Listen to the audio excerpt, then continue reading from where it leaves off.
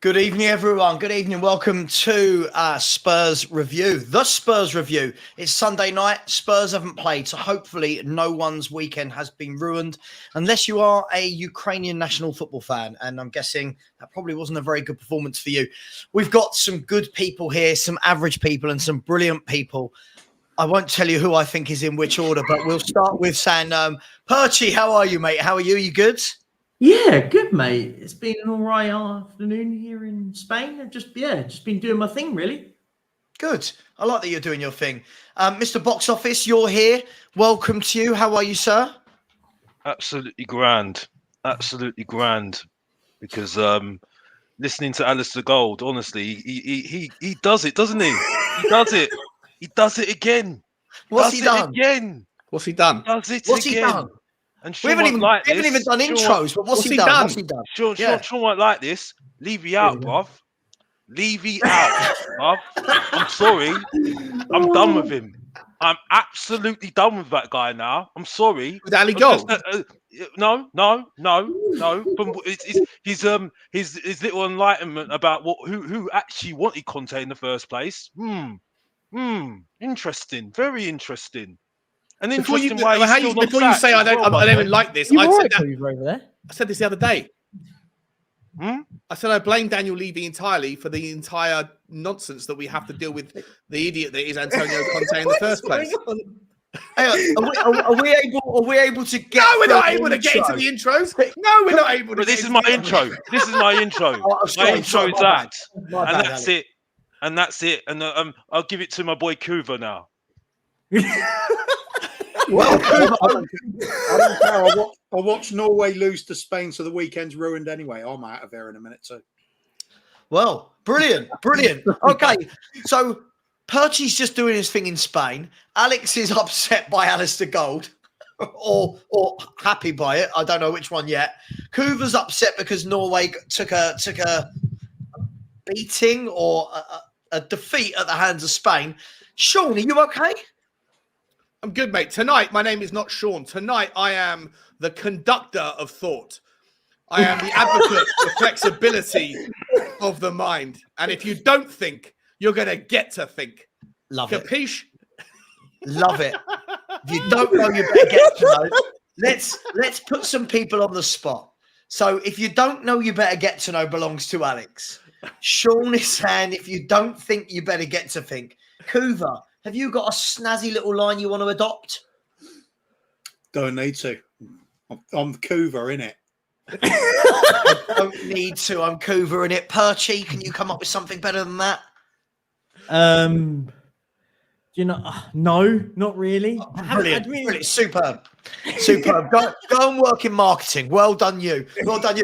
Listen, today, so look, we haven't had Spurs.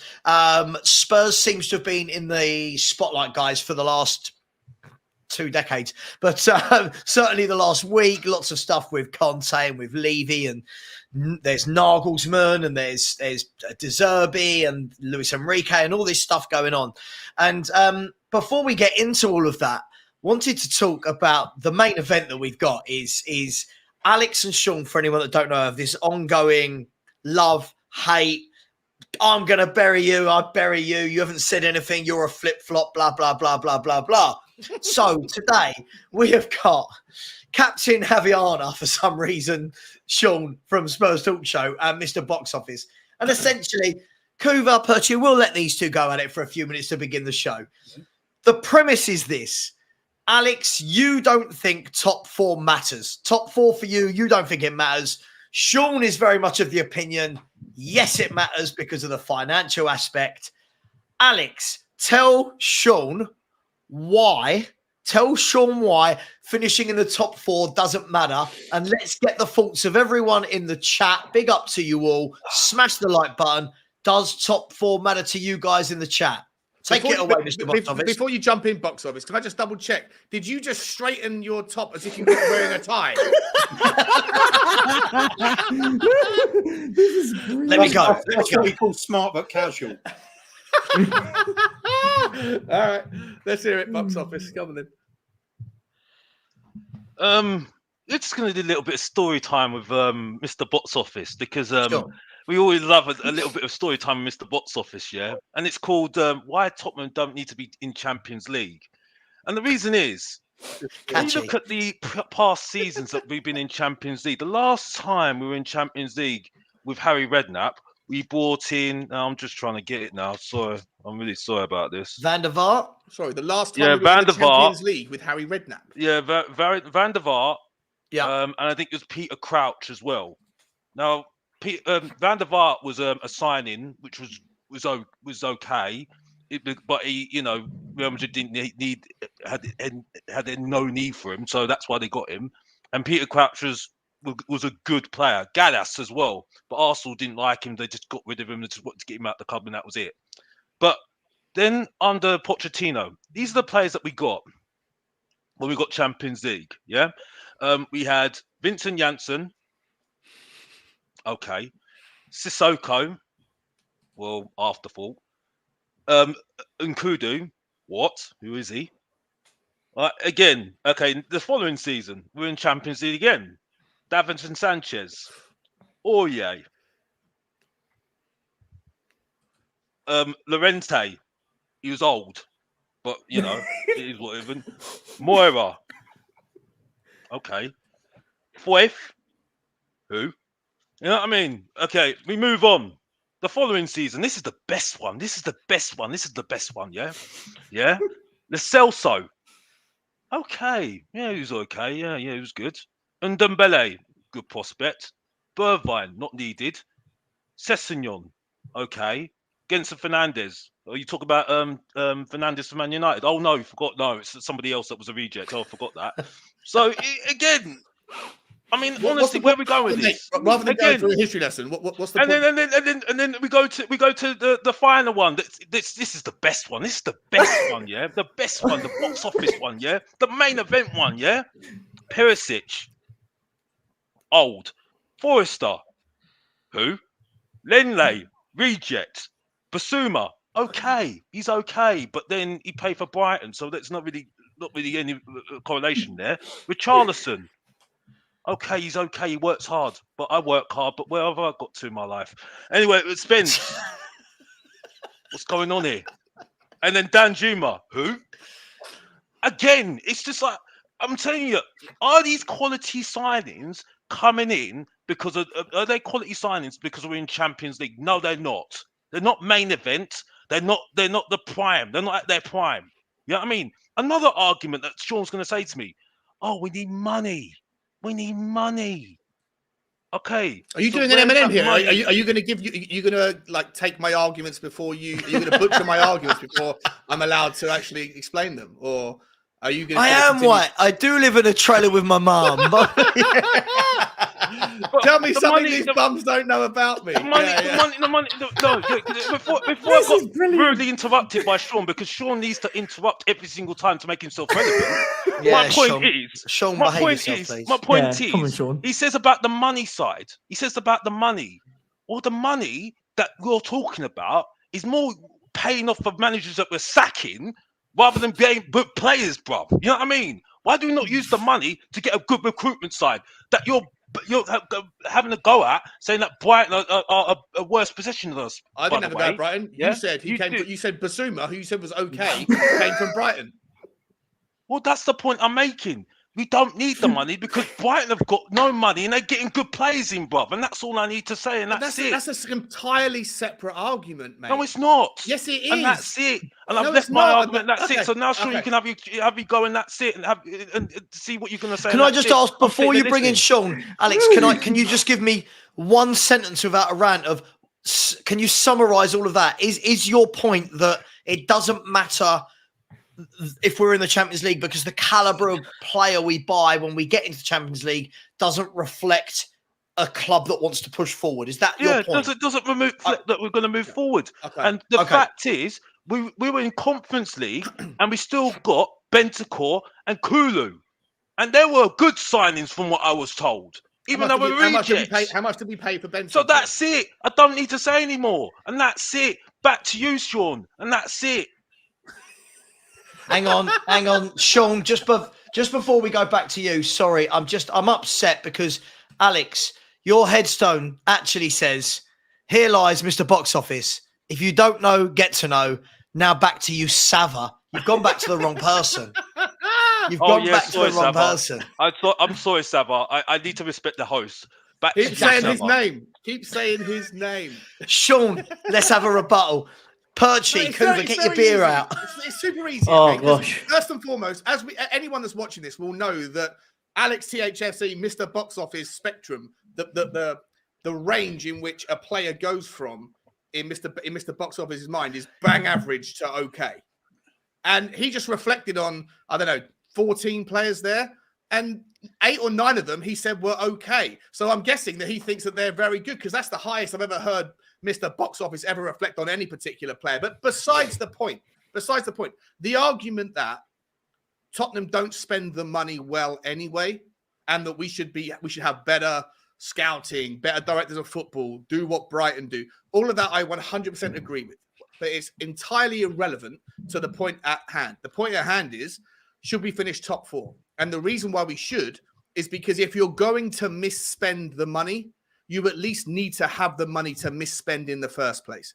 And the difference between finishing 4th and finishing 5th has always been about 60 to 90 million quid by the end of the season. Always has, always will be. So if you're going to misspend the money, that's a separate conversation. Whether or not we got the right guy in the job who's signing the checks, or the guy who's got the talent ID, 100% we can have that conversation, but you park that, because if you don't finish top 4, Daniel Levy has made it abundantly clear that the money that Tottenham get to spend on transfers to improve the team has to come from within the club's remit. It has to come from within the revenue streams that the club can generate. And Champions League, when you add up the campaign prize money, plus the media spend, plus the additional sponsorships and the commercial revenue, all of that stuff is by far 100% the biggest single external generator of funds. More than money that comes into the club on match days, more than anything else, any Formula One or any of that other crap. Even more than the 100 million quid that Daniel Levy and Joe Lewis pulled out of their mattress. Champions League is essential because Tottenham do misspend money. And so if you're going to misspend it, you need to at least have it to misspend. If we don't finish top 4, if we finish 5th, 6th, 7th, or some people would have us finish 8th out of Europe altogether, when you might have to pay off Conte as well, to your point, paying off managers that have failed, you might have to pay him 15 million quid. You might have to pay off the other fellas that are part of his team an extra 5 million quid. If you want, who I now know his name is Julian Nagelsmann. I've been calling him Julian Nagelsmann, and I've been getting absolute banter for it. If you want Nagelsmann, or if you want Amorim, or whoever, and I'm guessing, I don't know who your top pick is, Alex, but short of it being Pochettino, someone's going to be paying, you're going to be paying some compensation to either Bayern Munich or to Sporting Lisbon or whoever else. If you want the money to be able to pay for that, and also have money to misspend in all likelihood in the summer on 2 centre-backs and a goalkeeper, you need to find it from somewhere, and Champions League is the way to do it. So I'm not even talking about the upside of playing against Bayern Munich once a season, or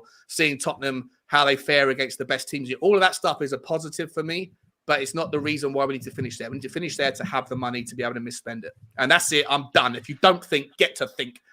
The advocate is here. Well, I mean, let me Saba, come on. Back to you, Saba. Yeah. You've got to get the sentences right. Kova, let me bring you in here, because you're a veteran Spurs fan who's fed up, I think would be a kind way of putting it. What do you make of it? I mean, for me, there's a lot of truth in what they're both saying. Does it matter from the point of view of what we do with the money? It doesn't. But I completely get Sean's point of, well, hang on, you've got to have that money coming in for the guy that does get it right. So is it kind of a meet in the middle situation here, or is either of the guys 100% right in your point of view? No, 100% on board with Alex on this one. Wow. Okay. There is that. Of course, that it's good. The professor of doom and gloom. But the thing is, well, one answer then.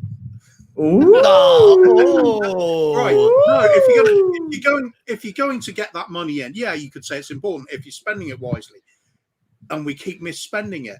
We do keep misspending it, though. That is the very problem. What is the point in it if we're going to just go waste it on players that don't advance the club any further? And they haven't been. So I would suggest a season or 2 out of the Champions League where we go into someone like the Europa Cup, I think we've got a much more realistic opportunity of winning that than we have the Champions League. All we're doing is generating funds to keep chasing the pipe dream, which will never arrive. We are not good enough to win the Champions League. We're not good enough to win the Premiership. Let's get into that category like Sevilla had, where they've spent the last 20 years being serial winners of the UEFA Cup or Europa Cup in whichever format you want. They've topped it in with Spanish domestic trophies as well. We don't do that. We have no winning mentality at all. I think if we're going to get that back, let's get into that lower bracket and actually do something.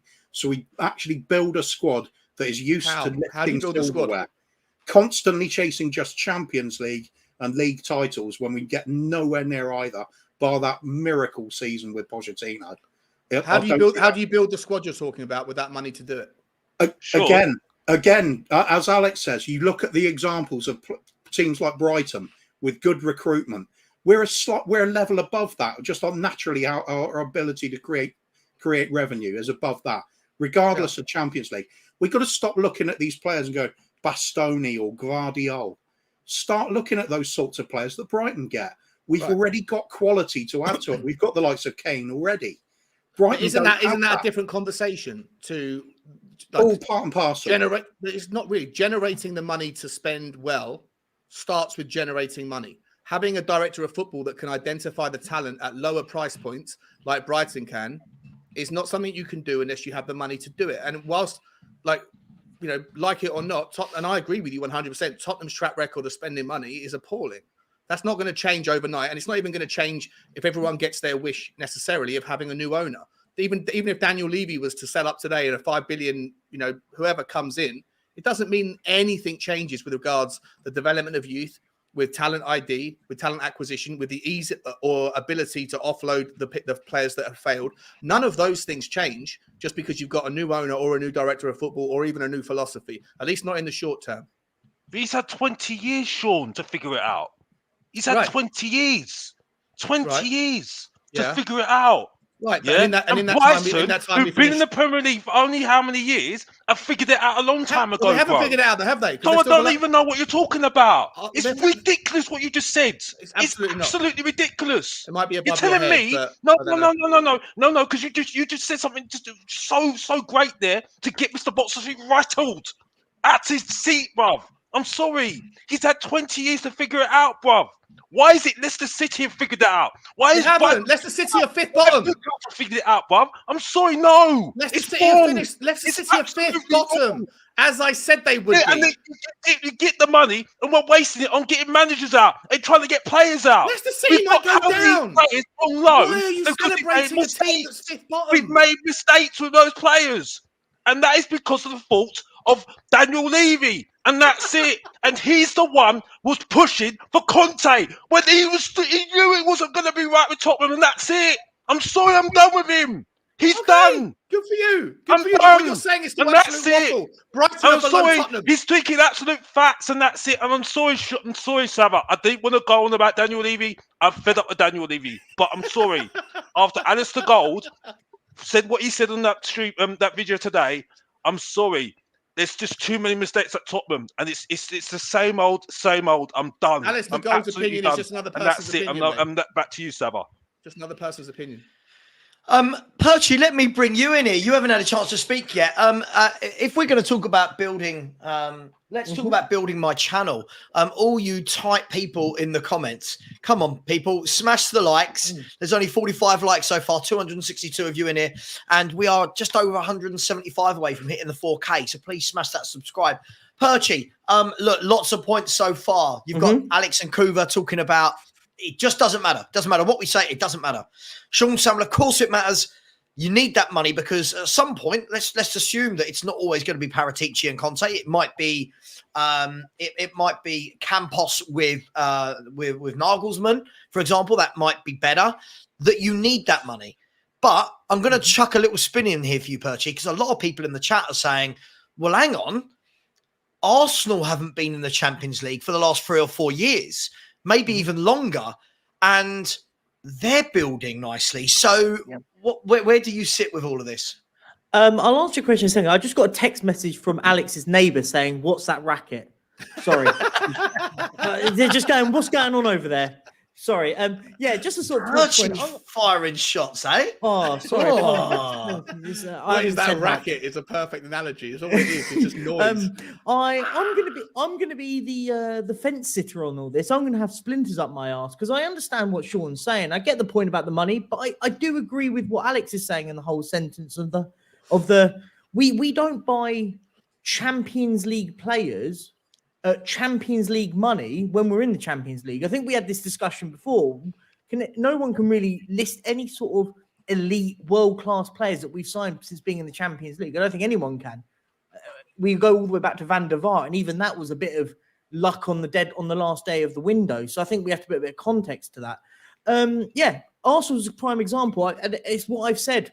I hate to say it, but we have to look down. We have to look down the road and go, we should be emulating what they're doing. Young manager, taking a bit of time, taking step backs out of Europe, maybe even coming out of Europe period. Maybe not, it wouldn't be a bad thing. Take a few steps backwards to take a load of steps forward. And I think being in the Champions League, in a way, sort of stagnating us. It's all great having all this money come in, but we don't take a step. If we finish fourth this season, let's just, for example, Conte's here next year. We haven't moved forward since he's been here. He's got us fourth last season. He's got us let's just say we get there. We get fourth this year. We haven't moved forward. The money that we got from Champions League hasn't progressed us into third, even into second, into a title race. So let me ask a question. To all of you here then. I'm not, this isn't my area of expertise. I don't know. I'm purely asking questions. What do we think the difference in budget would be from the owners should we get fourth compared to if we finish fifth, sixth or seventh? Do we think that, because the last couple of summers we have spent good money. If we look at it, I think we'd all be hard pressed to say that Levy's not spent money. We've just spent it very poorly. What do you think that would look like as opposed to the kind of 150 million we spent in the summer, give or take all the Romero money, etc.? What do you think that would then drop down to should we only be in the Europa League? 50 million less, 50, 60 million less. 60 million less. So a Richarlison less. Yeah. Okay. And do we all think that with the right scouting, whether we're in the Champions League or not, let's say we've got £100 million, with the right scouting, we can bring in 3 or 4 players that come in and are better than what we've already got in the 11? Mm-hmm. I think we can, but I think it's also about identity as well, what we want to do to play, how we want to play. Because at the moment, it's the scouting network is wrong. Is absolutely wrong. The whole identity of the club from top to bottom is wrong, and it's geared up, especially with the youngsters. It's geared up for players to play any system, right? What I'm saying at the moment is that if you have more specifically targeting certain players who are a certain way in the way that they play and stuff, I think you'll get more success at the moment, because I think with teams like Arsenal, for instance, you can see certainly they've got a way where they want to go. They want to find players who have who've got a certain style, and they're targeting that throughout the club. Brighton throughout the club, even Chelsea throughout the club. You know what I mean? At the moment for Tottenham, I don't think they actually realise what they want to do in terms of how they do what they want to play throughout the club, throughout the ages. And I think that's the first thing they need to figure out first to move forward at the moment, because can I ask you, Alex, Arsenal tried to spend 90 million quid on Mudryk. Didn't settle for 25 million quid Trossard. They tried to spend 80 million quid on Caicedo. Couldn't. They ended up spending 10 million on Jorginho. It's not like they have some clearly defined strategy, mate. They got gazumped or gazundered or blocked, just like every other club does. So they haven't got it all figured out. They've had a really good season. Let's see if they build on it next season. The other variable that I forgot to mention in my why top 4 is important is for two other reasons. One is there is the attraction to players. Some players, a lot of players who are on that up and coming, do want to play in the Champions League. And if Tottenham can't offer it and one of your competitors can, then that could be a problem. And the other larger factor is Harry Kane's future. I'm not saying it will, may or may not be dependent or at least influenced by our ability to offer him that level of football. And of course, the overriding factor is if Tottenham don't finish in fourth and Newcastle do, or Liverpool get back into it, then once again, the ability of what they can offer next season or in the summer versus what we can changes dramatically. So it's not just about money, but it is money influences it, but so does what you can offer. Even if we don't think that it makes any difference to Tottenham, to players, it's important. Do you know what? Just quickly, I promised I wouldn't bite at any of the comments, but I'm going to bite at one. Just because Matthew Hayden saying, Sava, I respect you a lot. Well, thank you. But let's be real. The only reason you want to see good football is because Arsenal play attacking football. No, Matthew. The reason I want to see Spurs play attacking football is because I grew up supporting a football club that play attacking football. Kuva will tell you the same, and he's a tad older than me. Some of us grew up watching our club playing push and run, one-touch football that made you go, yeah, love that. Even if you lost, drew, won, you be in a game, you play football. The fact Arsenal are playing brilliant football now is annoying. It's annoying, but it's not why I want us to play good football. I've always wanted us to. Back to our debate, guys. Let me ask you then, is there, and again, I'm just asking to sitting on the fence here, is there a case that we're all getting a bit giddy about Arsenal? And what I mean by that is, yeah, right now, yeah, they're flying. Right now they're flying. They're, 5-8 points clear in the league. They don't look like losing games. They could win it. But the last 3 years hasn't been that. They have actually been building, and there's no guarantee that this level of performance, guys, is going to be sustained next year. So are we all getting a little bit giddy about Arsenal because of one good season, or do we see that this is going to be them sustaining this level of performance now moving forwards? No, because I don't think they're going to do well next season. Who? I don't think Arsenal are going to do well next season if they win the championship next season. You don't think they'll... So hang on. So you're saying you don't think Arsenal are going to keep up this level of consistency next year? No, because this is not a banter because I don't really care what Arsenal do. Because for me, I'm more focused on Tottenham, and that's it. Yeah, no, sure. But I'm just saying that a lot of people, Alex, and what the question asked there was a lot of people are going, well, hang on, Arsenal have not been in the Champions League. They've been building for 3 or 4 years, and now it's clicked together. But what I'm asking is that click luck? Is it because Chelsea and Liverpool have dropped off so dramatically that no one could see? Is it because Man City were a little bit indifferent at the beginning of the season? Or are Arsenal the real deal, and that is the model to follow? I think they've believed in the process that they have, and I respect that. And I think it's just fallen into place this season. But my question is, it was on what they've done in the cups this season. I think they've really thrown that away. The Europa League is is the one that really is a telltale for me. Next year, if they win the championship this season, they're going into the season as champions. So now that's a different outlook than being contenders. When you're champions, people want to beat you. You know what I mean? You don't rock up to stadiums and they think, oh, it's just Arsenal. They think you're the champions. If we can stop you, we're looking good. You know what I mean? Another thing as well, you didn't take the Europa League seriously. So what makes you think you're going to do well in the Champions League? You know what I mean? It's like the whole thing with Tottenham. It's like when we didn't do one in the Conference League, didn't do one in the Europa League. I said I haven't done a video, but I should do more videos. Yes, I admit that. Yeah, but I said, why the hell did we not? Why the hell did you? Oh, sure, just put me off there. You said that. Why the hell? I wish I had a photo of some floating Havaianas just coming across the screen. I wish I was good at graphics and could just do that. I want to create a little audio clip that goes flip flop, flip flop. Just do it to me every single time. You're glutting for punishment, bro. You just know it's coming. You know it's coming to you right now. But my point is, I love you, Alex. Carry on. My point is that why do you think we're going to be Champions equality? We're not Champions equality, and look what's happened this season. You know what I mean? So for me, I might be wrong, but I said I didn't rate I didn't rate that striker for Man City. I didn't rate him. You know what I mean? I called him the average John Carew, isn't it? Above average John Carew, didn't I? Haaland, yeah. Have you changed So your mind I might on be that? wrong. I might be wrong. I might be wrong. No. You know what I mean? But- You might. It's not that you might be wrong. You are. If anyone has ever been wrong about a football opinion, it is that opinion. Yeah. That Erling Haaland is just.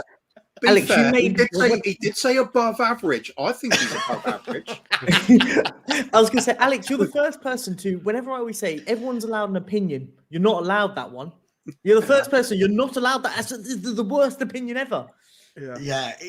That's like me turning around going, Harry Kane really struggles to score goals. Do you know what I mean? Like, he just can't do it. Alex is doing his best to break that whole lifetime analogy of there's no such thing as a wrong opinion. Yeah. Harry Kane is just a North London Dave Nugent.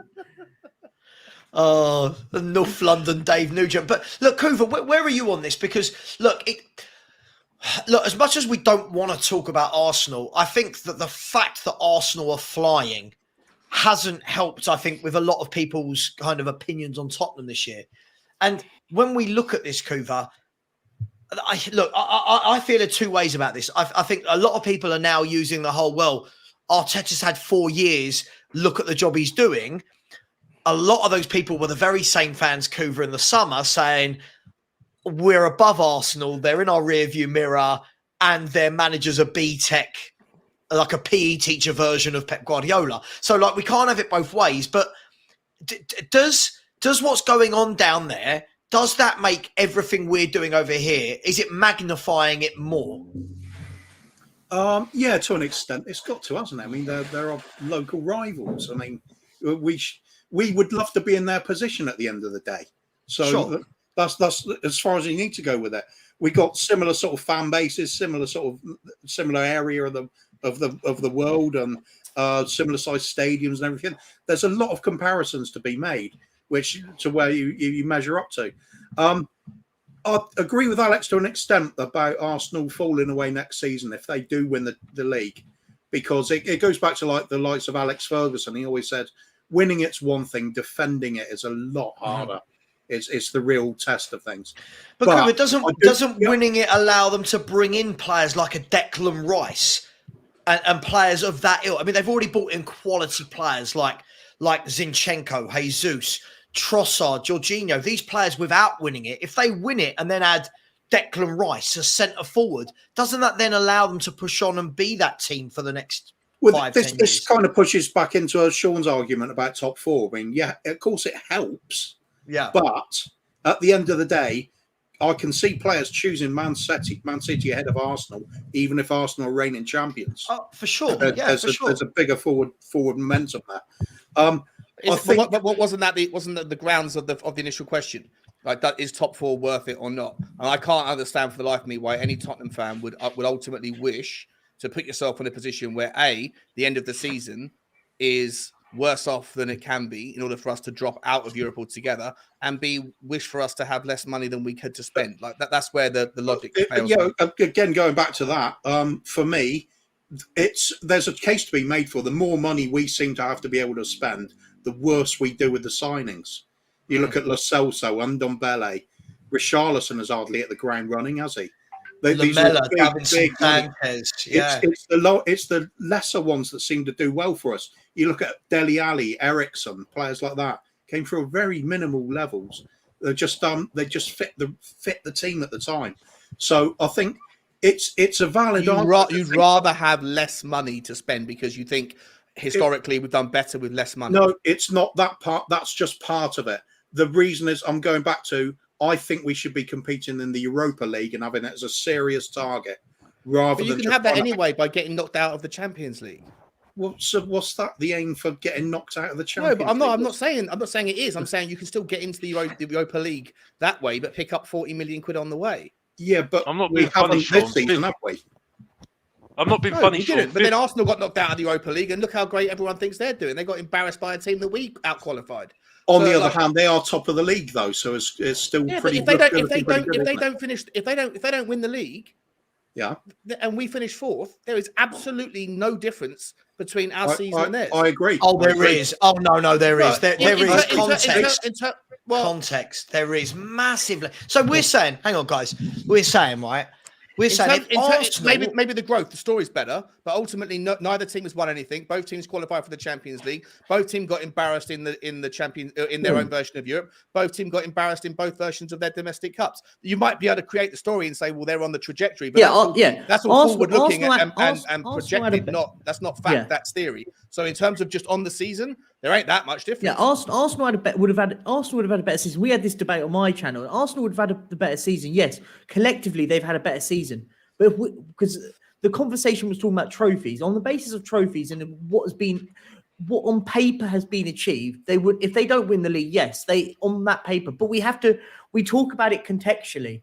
They've obviously had a better season. They've been in a title race. I mean, we've got to use common sense. We're not stupid when we're saying that. But when we talk about, when people reflect on the 2022-23 season, if Arsenal don't win anything and finish second and Tottenham finish fourth, plucky losers.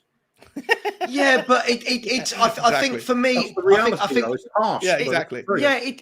It's a reality, but I think if it was the other way round, right? If Spurs had gone from 5th to being in a title challenge and hardly losing any games all season and maybe losing the league by 1 or 2 points, we'd be wetting ourselves at the job our manager has done.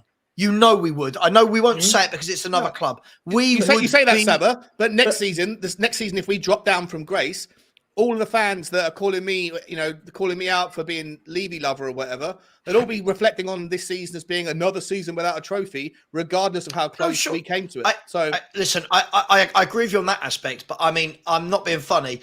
If you had asked any Arsenal fans, sensible Arsenal fans, at the beginning of the season, where will you finish? They would have bit your hand off for 4th. Of course. Right? Mm-hmm. Yeah, the fact that they shouldn't be top of the league. Let's be really, really honest. So there's 2 ways of looking at this for me. People will go, oh, well, they've bottled it if they don't win it. I think you've got to remember they've got one of the best teams that the Premier League's ever seen breathing down their necks. Now, the gap might be 8 points, but they've got 2 games in hand, plus they've got the game at Etihad. But look, I don't want to go down the Arsenal route, but for me, whatever happens this season, Arsenal have had a much better season than Tottenham Hotspur. Yeah. And more than anything, you can see, look at the football they play, look at the plan. They're bringing through youth players. Their signings are all working out. I know who has had the better plan, the better year, but I just don't know whether or not, is that the plan we go down? Is that the route that we would all want to go down? Bringing in an Arteta type, i.e. young, inexperienced manager, if not any experience. So, i.e. that would be what we're talking about, Carrick. Ryan Mason. A Mason, a company, someone of that ilk. Ryan Mason, wouldn't it? Please not company. And Jesus Christ. What would our fans do, guys? Let's change this up. What would our fans do if for the next 3 years we finished 8th, 5th, 5th? Yeah, it wouldn't happen because our fan base are too entitled. We haven't got the patience for it. We don't. Let's be honest. Even if you think, Sean, even if the club came out, guys, this is the big thing for me, is all about the communication. Even if the club came out this summer, I'm just going to chuck a name out there. Please don't all ever go at me in the chat. I'm just using this as an example, right? Even if the club turned around and said, right, we have hired Michael Carrick, who's young into his career. He knows the club. We're bringing him in. His short-term plan, the short-term goal for Michael and his team is to evolve the squad. Yeah. We're going to try and get the age of the squad down. And for the next 2-3 years, our goal as a football club is creating an ethos, a roadmap, a strategy, a plan, and it's not Champions League. Now, I know this is all nonsense. People would say he's the next Scott Parker. People would say, Scott, we've seen that with Scott Parker. Fuck that. I would be happy with that. The only I'm just trying to chuck arguments at there. The only name, and sorry, I'll shut up then and let someone else come in. The only name that I think that you get away with, or that would be exciting with, certainly wouldn't be Ryan Mason. I don't think Vincent Kompany's football is attractive enough to tolerate. So it would have to be someone like a Nagelsmann, just because he fits the young age as well. But that comes with a better brand because he's come from Germany where he's done well and he's played for the best league. I'm not even sure Tottenham fans would get behind an Amorim because whilst he's done super well, what he did with Braga was phenomenal. What he's done with Sporting's been phenomenal. But because he hasn't got a brilliant brand, and until this season, the only reason Tottenham fans know his name is because we played them in the Champions League. I don't think Tottenham fans would even put up with him, let alone Michael Carrick, because people would say Michael Carrick's just another Scott Parker. No. It didn't work. The reason I said that is because, in essence, and I'll come to you, Cooper, on this. In essence, and by the way, I'm not saying do this. I'm just saying as an option. That is what Arsenal did, right, Cooper? In essence, they went and got a manager that knew the club, hadn't managed anywhere. Granted, he was getting his tutelage, like he was Daniel's son and Pep Guardiola was Mr. Miyagi, but that's essentially what they did, right? They went and got a manager with no experience and went, right, get rid of all the crap. You can get rid of the Ozils. You can get rid of the Aubameyangs, the Kolasinacs, all of these. And they built.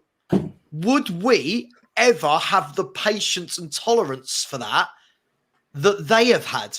Or maybe they didn't have, but they have now learned to have.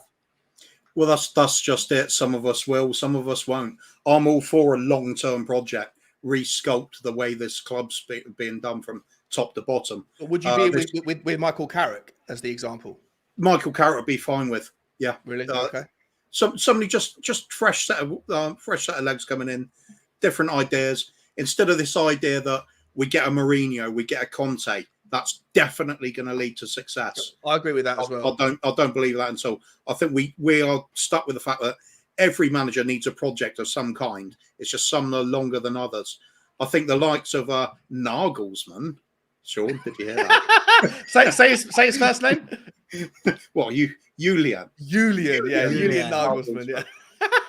Julian. Oh, yeah. Anyway, the likes of him. There's several others in the same boat. I mean, we're aware of ones scattered around the European leagues that play some really stylish football that we'd love to watch. You could do that with a lot of different managers, but it does take that all in. You can't just expect the manager to turn it around single-handedly. Most Arsenal fans weren't all in on Arteta. They weren't. The majority of Arsenal fans would get this guy out, and he even had the legacy of being an Arsenal boy, right? He went and learned from the master, but he played for Arsenal. Like someone like Michael Carrick or any of those kind of names, they haven't got any historical relationship with Tottenham. Carrick has. Well, Carrick has. Oh, sorry, of course he has. Yeah, sorry, being a dickhead there. Yeah, no, I know what you mean though. It's not like he wasn't a club legend. Unfortunately, he was another one that had a couple of good years, and then Man United went, "We'll have you." We'll have him. And we went, It's not Carrick, anyway. It's Michel Carrick. By the way, can we just say before I bring Perchy in and then go to Alex, guys and girls, there's 362 of you in the chat, not even 100 likes yet, and no one has subscribed the whole time we've been in the show. Let's get 10 of you to go over and sub. Come on, guys. We do this for you. Help us. If you didn't agree with Alex, Mr. Box Office's point, like the stream. If he didn't like, if you think Alex is a flip flop, Alex is a flip flop. Like the stream for my boy Sava, yeah, my boy Sava. If you think Sean's what is it, Captain Havana? Captain Havaianas. Havaiana. Sorry if I got that wrong. I've been sponsored. I reached out to Havaiana. I said, can you sponsor me for my channel? Like for my boy Sava, man. Like for my boy Sava. And if you like the way that Kuva looks, he looks sexy.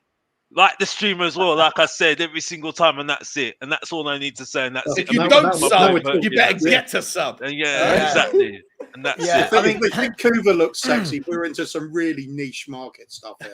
It's a niche market. Just quickly, I'm going to, please smash the subscribe button. It'd be great. Look, and credit to Bob Spur for sending me the, he's just sent me the Alex flip-flop picture. Bob, if you want to send any pictures mugging the rest of us off, please feel free to do so. Bob has sent me some really strange pictures of me before. You don't know what you were asking for there. Yeah. Oh, I do.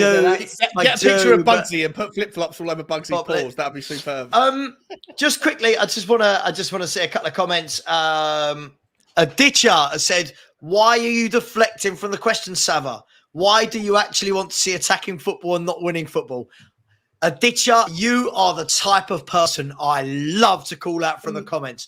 What a stupid comment. I'm so sorry. Why can attacking football not be winning football? I'm going to leave you with this, Aditya. I'm going to leave you with this. Everyone that does this to defend Antonio Conte's football, I hate to break it to you, but his football isn't winning trophies, is it? Secondly, I'm going to leave it like this. The two teams at the top of the Premier League, way above everyone else, Man City and Arsenal, I think it's widely recognised that they both play brilliant football. So please stop telling me that you can't play attacking football and not winning football. Yeah? I don't tell you what football you have to like. Don't tell me what football I have to like. Sam, just after you finish calling him out, now click up the post from him at 7:50. I was going to say... you couldn't have called him out at the worst time. He just picked you up massively. I love it. It's the best show on YouTube. Don't care. Don't care. Don't care. Don't care. You're right. You're right on this one, but you flip-flop completely there, aren't you, mate? This is the proper show. Just quickly add to that the comment about Conte. Conte himself this season has said we are going backwards. Defensive football is not working, and the manager says it as well. Also, on that point, right, winning football at Tottenham is a rarity. But when every fan, I don't care, and I'm going to make this broad statement here. When I ask any single fan, no matter how old you are, if you go back about my age, what was the manager that you loved seeing Tottenham play, or when was you the happiest as a Tottenham fan? Everyone says it was in no particular order, either under Poch, under Martin Jol, or under Harry Redknapp. Mm-hmm. Right? We didn't win anything under any of them. No one mentions Juan de Ramos ball. No one mentions George Graham ball. Right? So really, if people say that winning football successful, give me a trophy over anything else. Actually, when you think about it, when you're honest with yourself, you were happiest as a Tottenham fan watching unsuccessful, attacking, entertaining football than you were when we won under Juan de Ramos or George Graham. Otherwise, we would reflect on those times with more better memories than we currently do. Oh, you nippers, give me a bit of Keith Birkinshaw every day. Well, you go back far enough, you get both. You get success and you get good football, right? True. Well, if you go back far enough, Kuva was here to watch the first ever Tottenham Hotspur game in 1882. So, you've got to just weigh it up with you. Just before I come to you, Perchy, there's one guy, I love it. This guy comes into my show, berates me, but he's still here helping me earn revenue by watching. So thank you very much. This guy is Materio. He said, our plan is to give Conte free summer transfer windows to fix us. And he has said he will do that. Materio, another one. His contract runs out in the summer. Come back to me when he signed a new contract and I will believe this sentence. Then he's gone on to say, explain what a project manager is. Never heard of that during my time in football. What do you mean you've never heard of a project manager? So, i.e., I haven't even got time for that. And this is my personal favourite. What a loser you are, Sava. Fabricating. Yep, the great fabricator. That's going to be my name from now on. Conte is an absolute winner. Don't lie. I don't think I've ever said Conte isn't a winner. I just find him bloody boring. But thank you. He's a winner in very convenient circumstances when he gets everything he wants. And when he's working for a team where the competition is not strong. Materio, whilst you're here, if you think Sava's a loser, you might as well like the stream. Yeah, exactly. And subscribe. I'm sure he hasn't. Yeah, don't listen. I mean, Perchy, listen, I've seen a lot of people talking about this lately. Is what is a project manager versus a win now manager versus any other type of manager. But I do feel that whatever name, I'm not bothered by the name and the context that we give them, but there are managers that do certain things, right? There's a reason that Man City, there's a reason that Liverpool, that Bayern Munich, that there's a reason these clubs hire managers that win, right? Yeah. There's a reason they bring in managers that don't need 4 or 5 years to build something because they want to win now.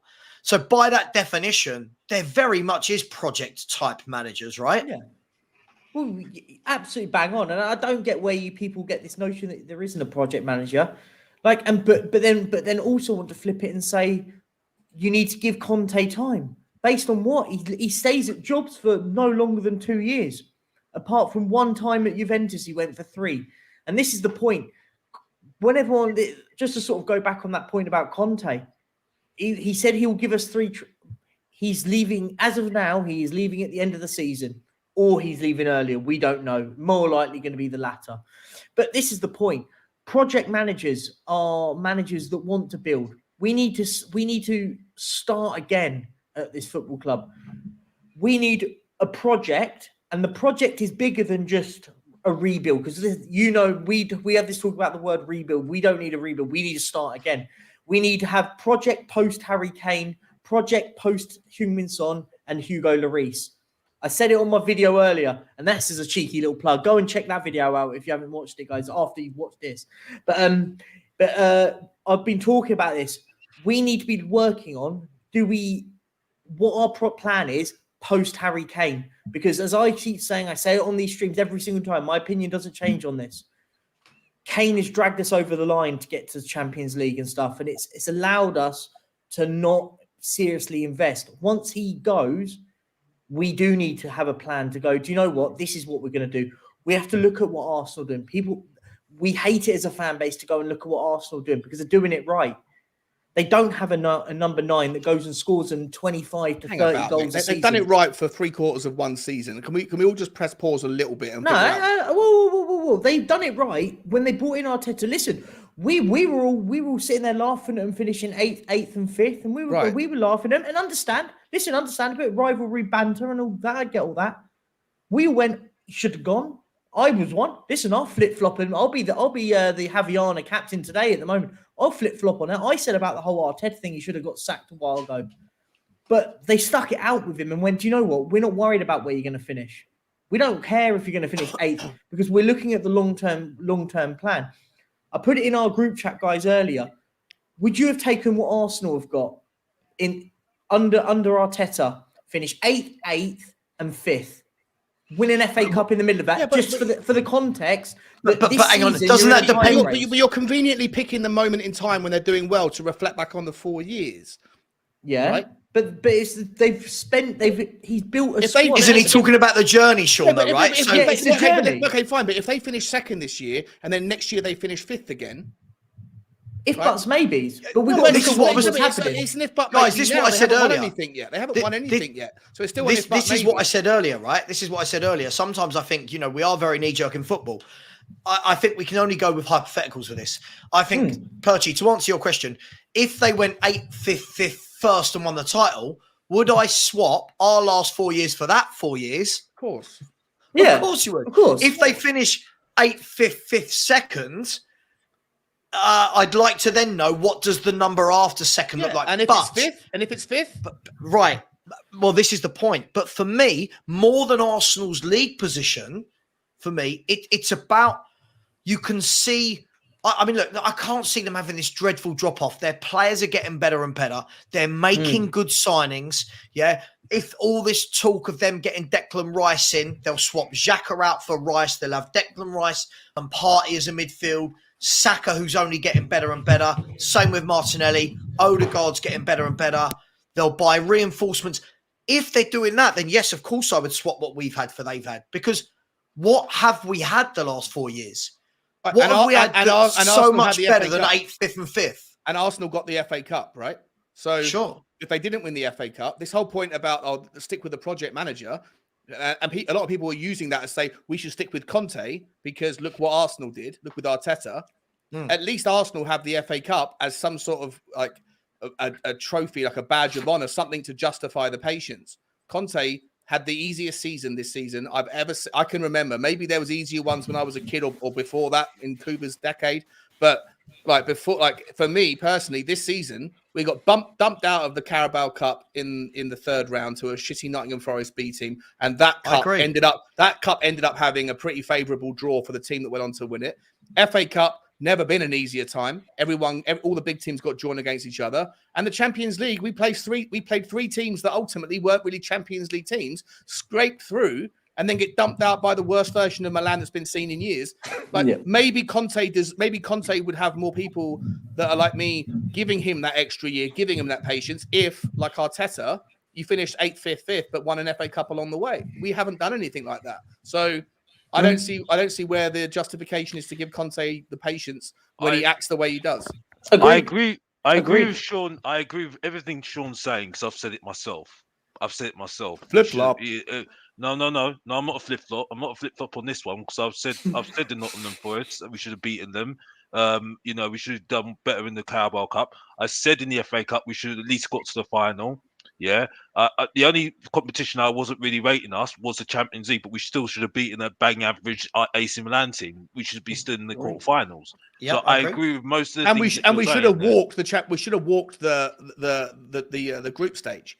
We should have got. Oh yeah. I agree. 15 points in that I match, didn't. shouldn't we? I didn't say it. Or I whatever's didn't say available. that. I didn't say that because I said if you can't do the Conference League, how the hell are you going to do the Champions League? Yeah. But I did said we got lucky with that group. Yeah, we just scraped through. Yeah. Mad, isn't it? But my point is, I think Conte. Yeah, I think you got a point about that. Conte should have done more with that. But at the same time, he still can go away from Tottenham. And yeah, you have a blemish on his record, but he still can go away from Tottenham and go and get another team, and he might win another trophy before Tottenham win a trophy. Not in England. Well, no, not in England. Maybe not. No, but the point I'm making is he will still win a trophy somewhere else. Just quickly, I think Perchie needs to go. Sorry, I feel like Perchie needs to jump off. Alex, sorry, I'll bring you straight back in. Yeah, sorry. I've got to shoot off anyway. I could only do it now, but I just wanted to just to sort of say absolutely bang on what you're saying. I think for me, get a manager in, a forward-thinking manager, and I've always said, give this manager 2 years to just get rid of the deadwood. The problem is us consistently going on and making Champions League football as an achievement, and we see it as a sort of a success as a fan base. We need to stop doing that because unfortunately, until we start building again, getting the dross out and start working our way forward. And that's really, it's just what I want to say. I have to shoot, but I just want to say, everyone in the chat, if you don't subscribe to everyone in here, guys, because everyone brings out some amazing content. And that also includes me. Don't forget to subscribe to me. But big shout out to these guys and everyone in the chat. Thank you very much for having me, guys. I've got to shoot. Cheers. Bye. Mate. I'm gonna come to you in 1 second, Alex. Before I do that, I would like to show you something, but I'm just seeing if I can find it. Hang on. No, carry it as you were, Alex. I haven't got it yet. As you were. But I think Perch is making a good point about Arsenal at the same time as well. They've done well. They have done well, and I think they've always had that plan. So I think, I don't think we should compare him to them to our situation with Conte, because at the same time, Conte was always going to be a short-term appointment. You know what I mean? And as I said before, I think Tottenham, I think Daniel Levy has got a lot to answer for. You know what I mean? Paratici and Conte. You know, I'm sorry, that's under his watch. He's the one that pushed it after Nuno. Maybe that was the only option that was out there. But at the same time, you know, you pushed it and the thing is, I never forgave him for what he did to Pochettino. You know what I mean? And Pochettino not got somebody similar to Pochettino. I never forgave him for that and got Mourinho in. Yeah, and I knew it was never going to work. And I stopped it because I sat there and thought, okay, Alex, I've just got to let it go. But I should have never let it go. Because I knew in my heart it was never right. And look what happened. We sacked him after the cup final. And that was it. And that's when Mr. Box Office was verified and certified. And that was it. And if you don't know, get to know that. Back to you, Sava. I'm done. No, it definitely sounds like you're done. I mean, look, it's difficult, isn't it? I want to move on to the manager situation now, guys. Look, it's been a week, right? It's been a week that everyone's been talking about this manager's coming in, that manager's coming in.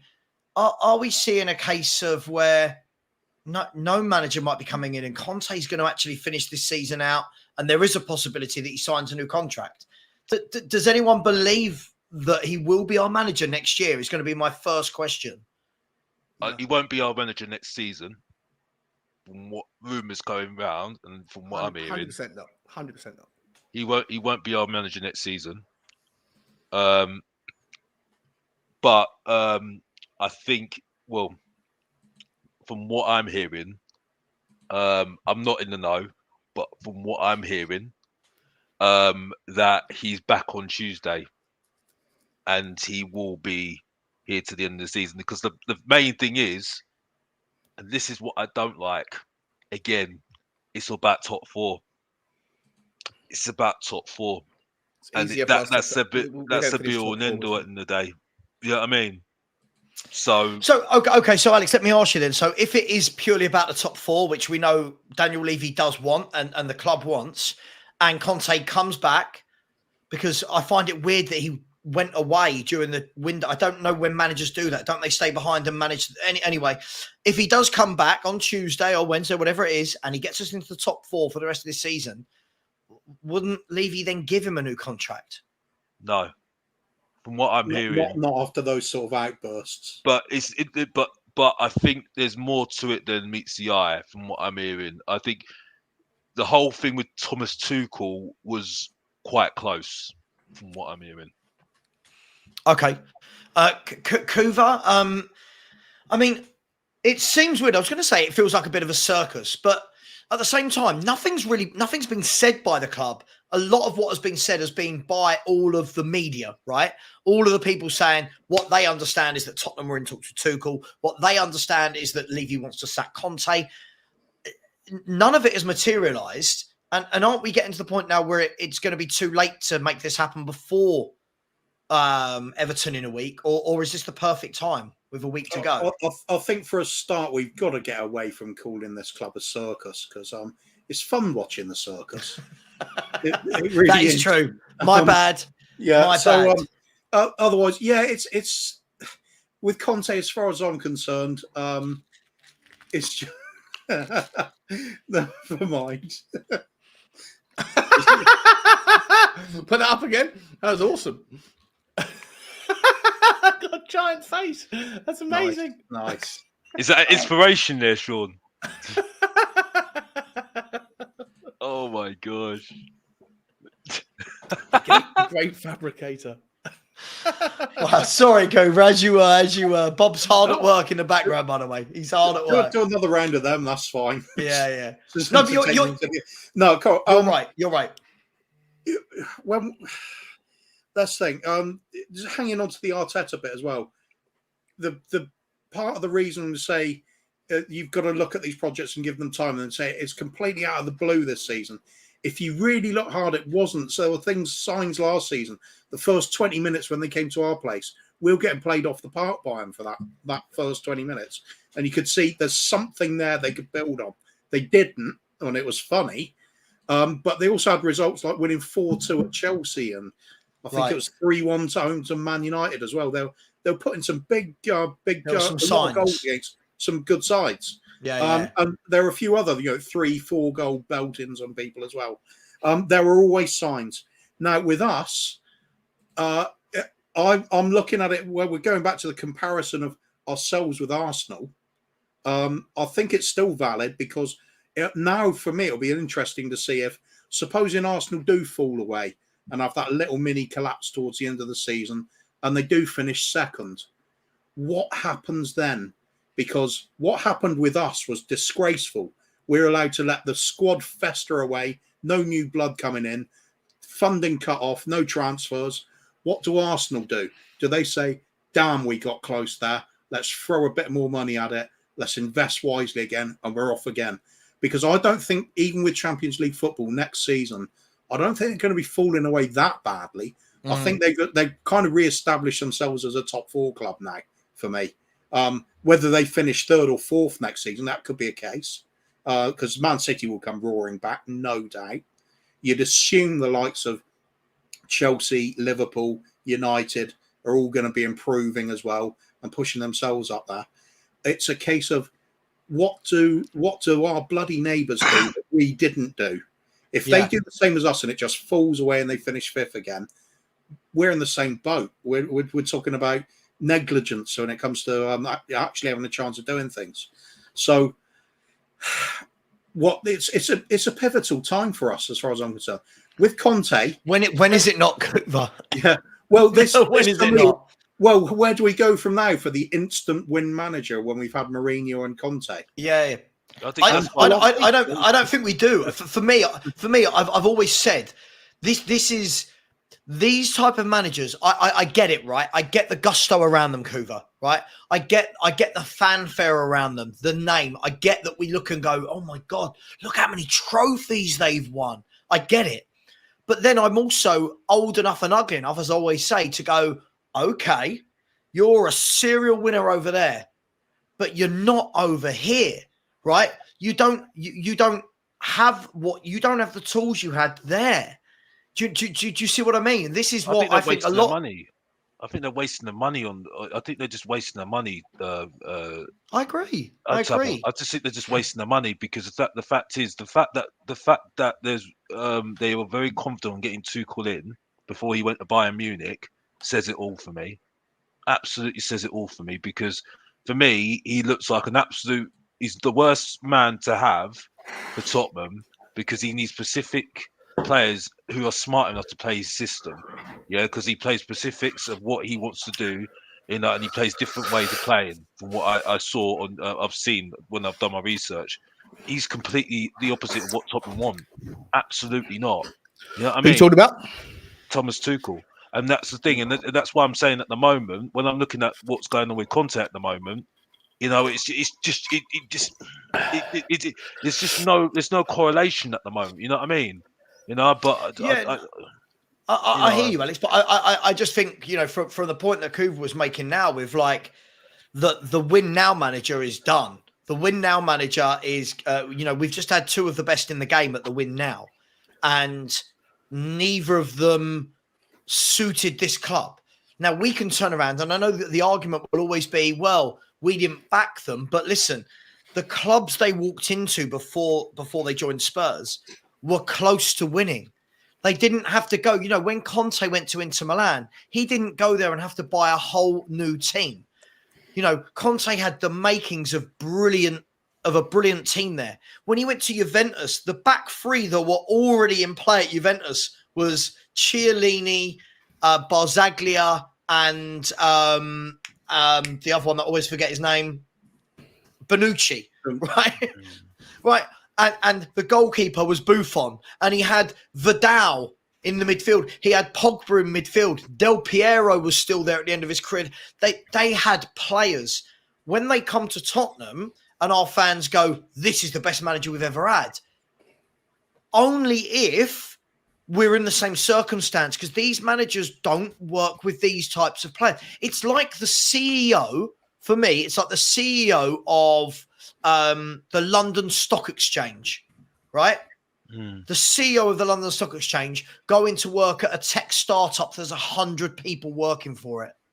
Yeah, it's completely different. No, one is to build and grow the business. The other one, is managing a global enterprise. It's hugely different, and that's why there's so many people. For me, I'm on a rant, let me go with it. That's why there's so many people that for me that just constantly go Conte. Cool. If you truly believe as a football fan that Antonio Conte is going to give you the 3, 4, 5 summer windows that you think he needs, and you truly believe that his outbursts won't continue for the next 2, 3, 4 years every time we lose a game, you don't know anything about Conte or anything about Tottenham Hotspur. Because, and Sean, I'll come to you with this, right? Antonio Conte, if we look at it, right? Yes, he's a winner. I'm not doubting that. I don't think any of us could sit here and say he's not a winner. He's won. Yeah. But what we're seeing, the behaviour we're seeing at Tottenham, this isn't new. This isn't, oh my God, he's coming to sort us out. He did this at Chelsea. He did this at Inter Milan. He walked away from both clubs in like this kind of cloud of uncertainty. And this is what he does. And this is why his average tenure at any football club is 18 months. Yeah.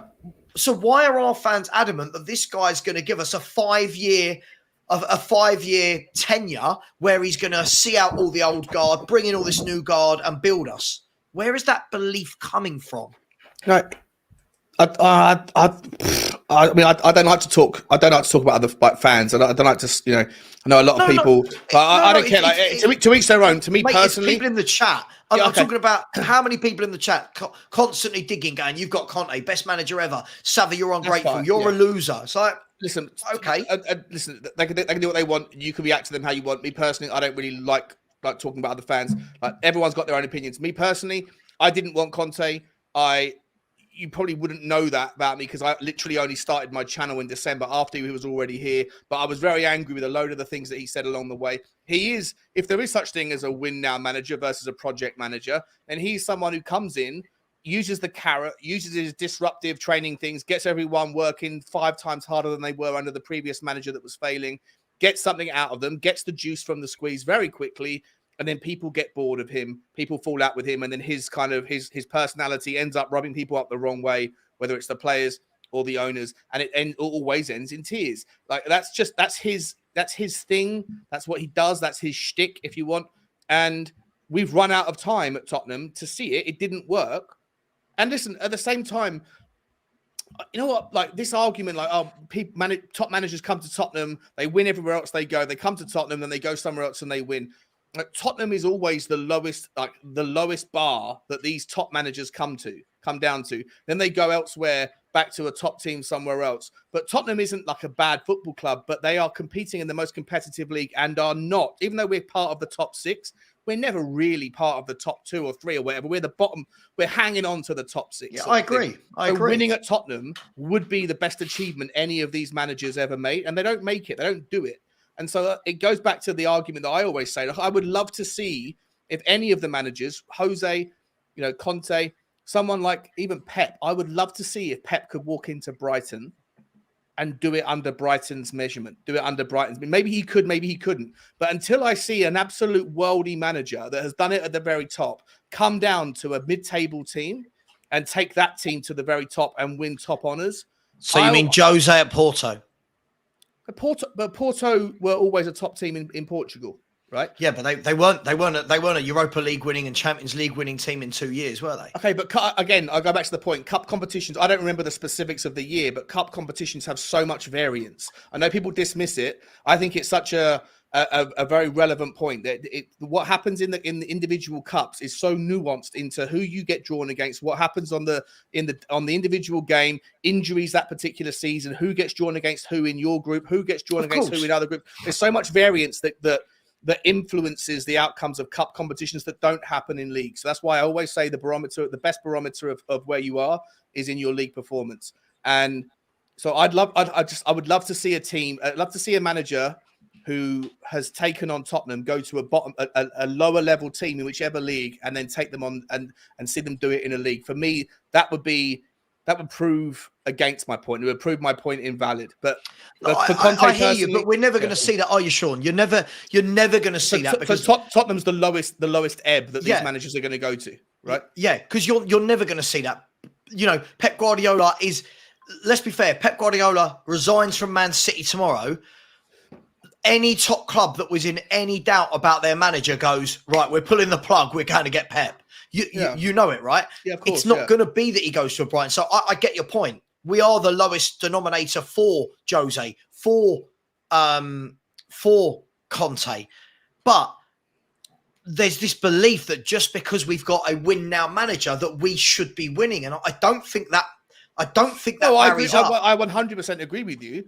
100% agree with you, especially when you pick the manager who has no track record in cups or very little track record in cups, and who is a league guy. But the gulf between the haves and the have-nots in the Premier League, and Tottenham are hanging on to the kind of in between. We're like in our own little pocket, our own tiny little pocket. That we're not quite. We're clearly better than the Fulhams and the Brentfords, and we have more than them. Yeah. We don't really have the gravitas, the brand, the winning mentality, or the money of the 5 or 6 teams that are above us. And what's happened? Newcastle are going to throw more kind of mud on that whole conversation. So Conte was never going to work at Tottenham, which is why I was always against it, and why I completely agree with Alex when he says it was a stupid fucking decision in the first place. I 100% agree with you on that one, box office. Well, look, let me come to you, Alex, before I go over to Kuva. I mean, look, this is a good point, right? Adam Phillip and a few other people have said it as well. Mark Ivy has said it. Look, we have kind of seen it, right? You saw Ancelotti go to Everton. Ancelotti, if we're talking about Conte being a serial winner, Ancelotti's won Champions Leagues with like 4 different clubs. He's won leagues in 4 different countries? This guy is, if we're talking about Conte, you're going the next level up for Ancelotti.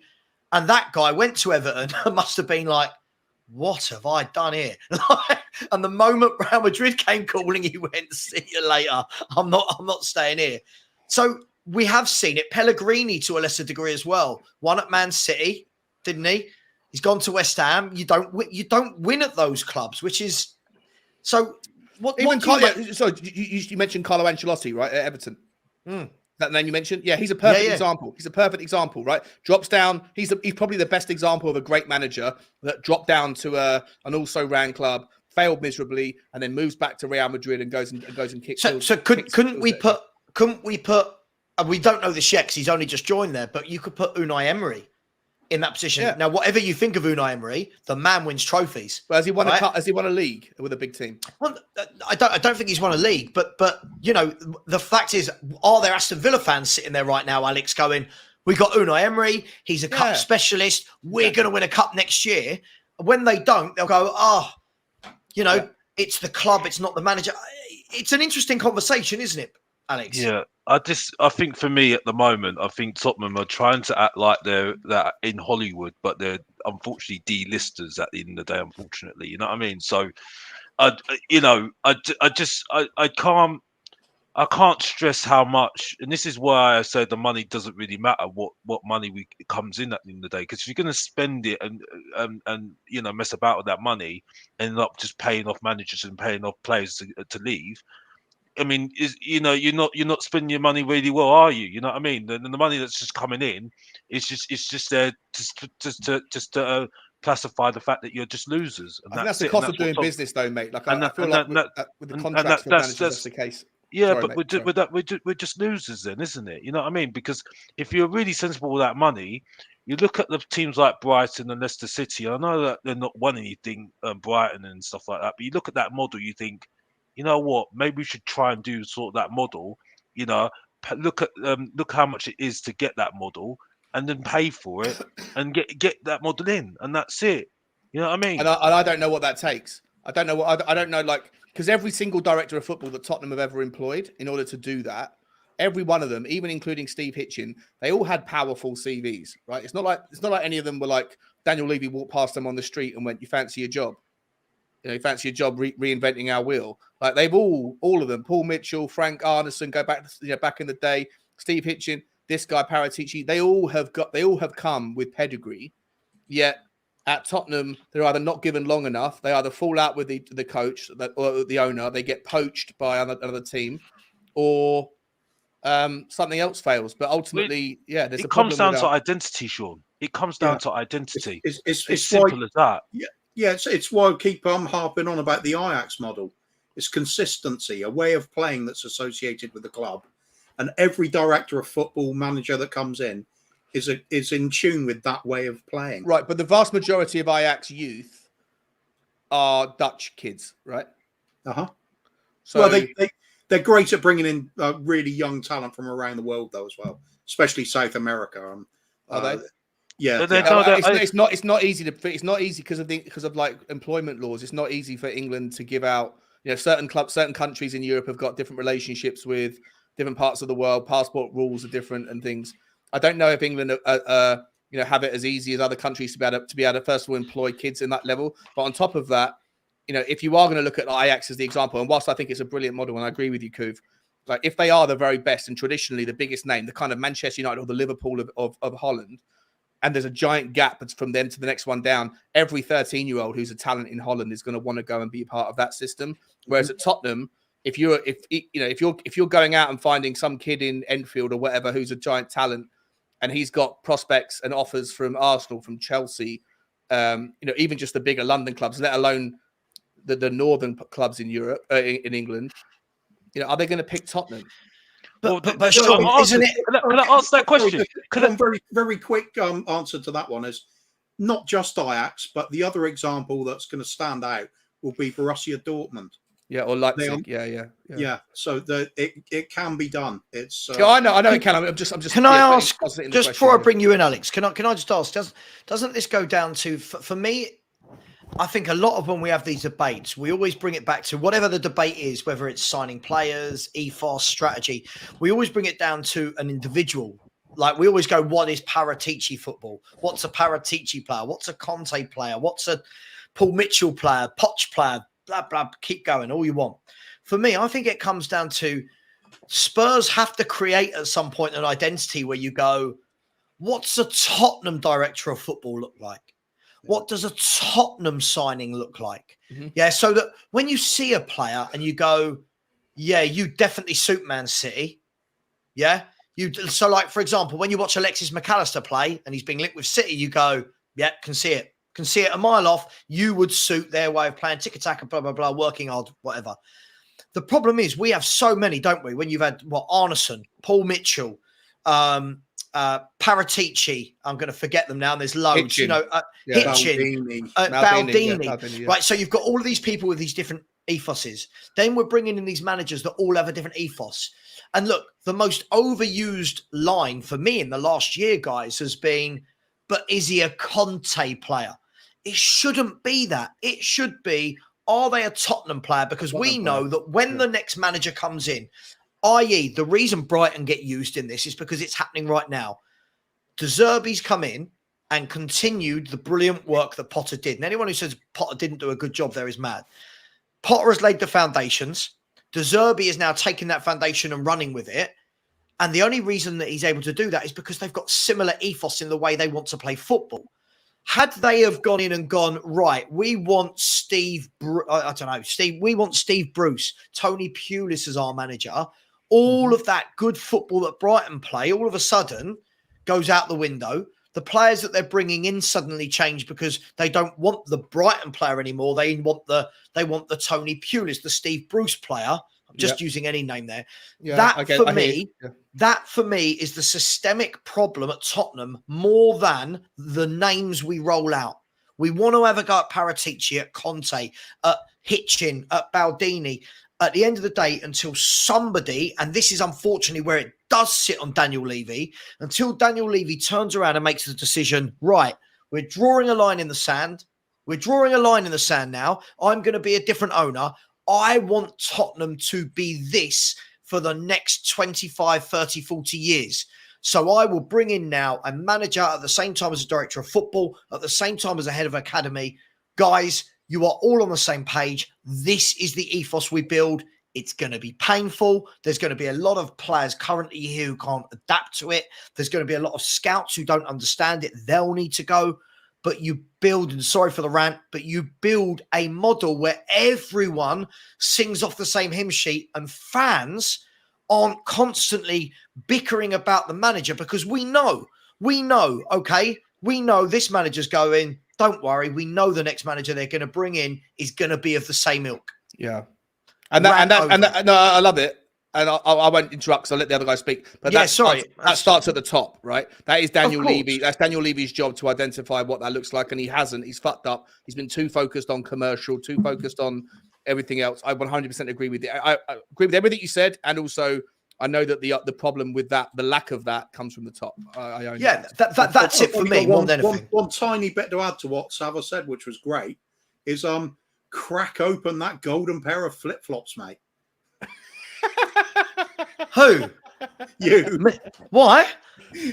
Because it rests on Levy. That's the whole argument. That's why we don't. But why does that make me a flip flop? I've not liked Daniel Levy since 2007. You've been saying it. You're getting tired of it always being on Daniel Levy. I mean, this is no. I've always been trying to get across. The conversation about Levy's repetitive. It doesn't mean that it's wrong. It's just repetitive.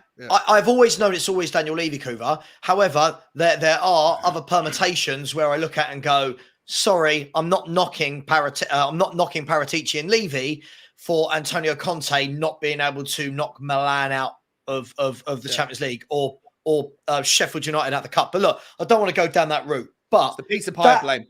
That for me is creating a DNA. Yeah. We need to create it. And that's why I'm so sick of when people go, just give Conte who he wants. No, it doesn't. No. What does that do for the short term? That's great. Oh, we do that before, mate. He throws his toys out the pram in 6 months after we've bought him who he wants. He goes, next manager comes in. You've got to flip flop again. You've got to flip flop on the players because the average tenure of a Premier League manager is 2 years and 3 days. right? 2 years and 3 days. I did all the, because I was going to do a video on it. Across all 270 managers, 50 Premier League teams that have been in the Premier League, 203 days. The average Premier League, the average Tottenham managerial tenure during Daniel Levy's time in the Premier League is 23 months. There's a difference of about 35 days. It's not that big of a deal. But the overriding, the reason I say that is because the average contract these days, in the last 10 years, the average contract of a player that is signed, not a youth team player, not a loan signing, but the average one contract or like first contract for a Premier League player in the last 10 years is 4 years. So the chances are that depending on when that player comes in and how far through that initial manager is through his tenure, is that player is going to see 2.5 managers during his time. There's a problem there. That's why I'm saying it is the Daniel Levy's fault that he hasn't got a recruitment team that have scouted and actually have.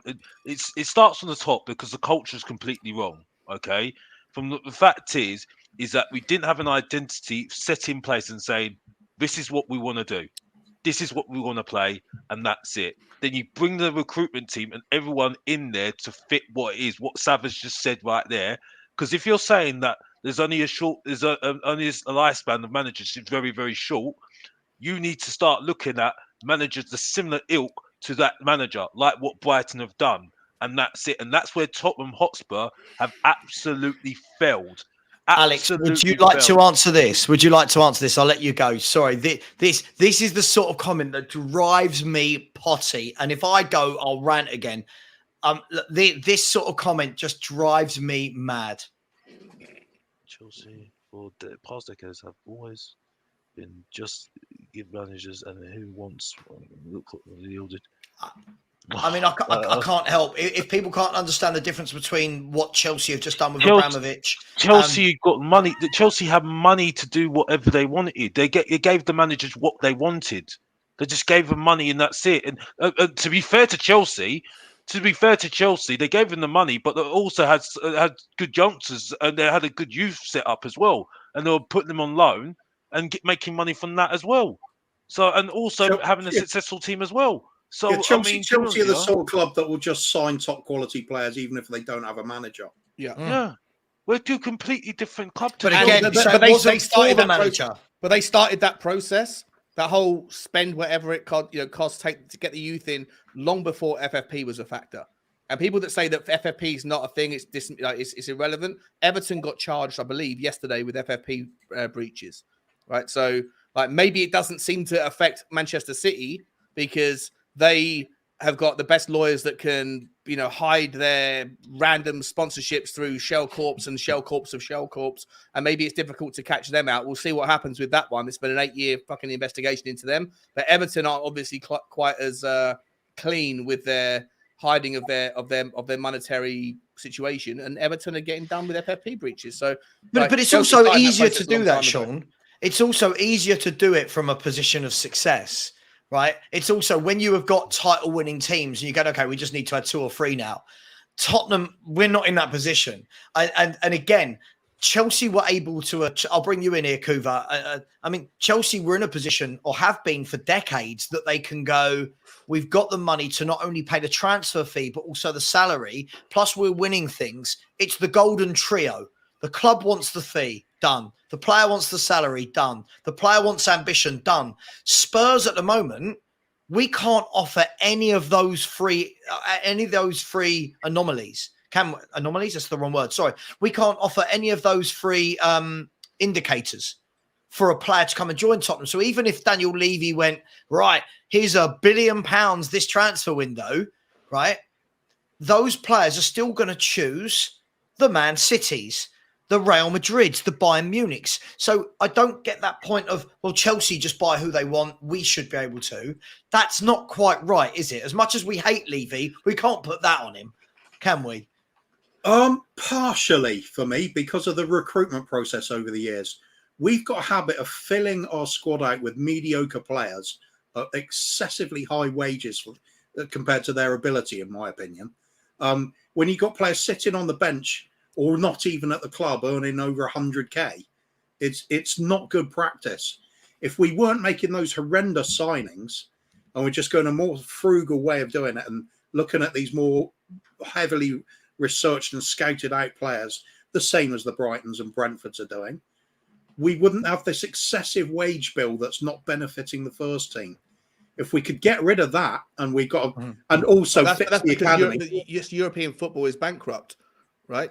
It's like there always has been until, I don't know, 2016. There's been a competitive European market where, and look, European markets are, the Premier League and the Football League within the UK was smart to be able to distribute the revenue, the proceeds throughout the pyramid in a very sort of generous way. People would make the argument that it's still not generous enough and it doesn't go in the right places. But it's when you compare it to Italy, Spain, France, where they give all the money to the people that are at the top end and they give sod all to everybody else. What results is a handful of teams that are able to compete with the majority of Premier League teams.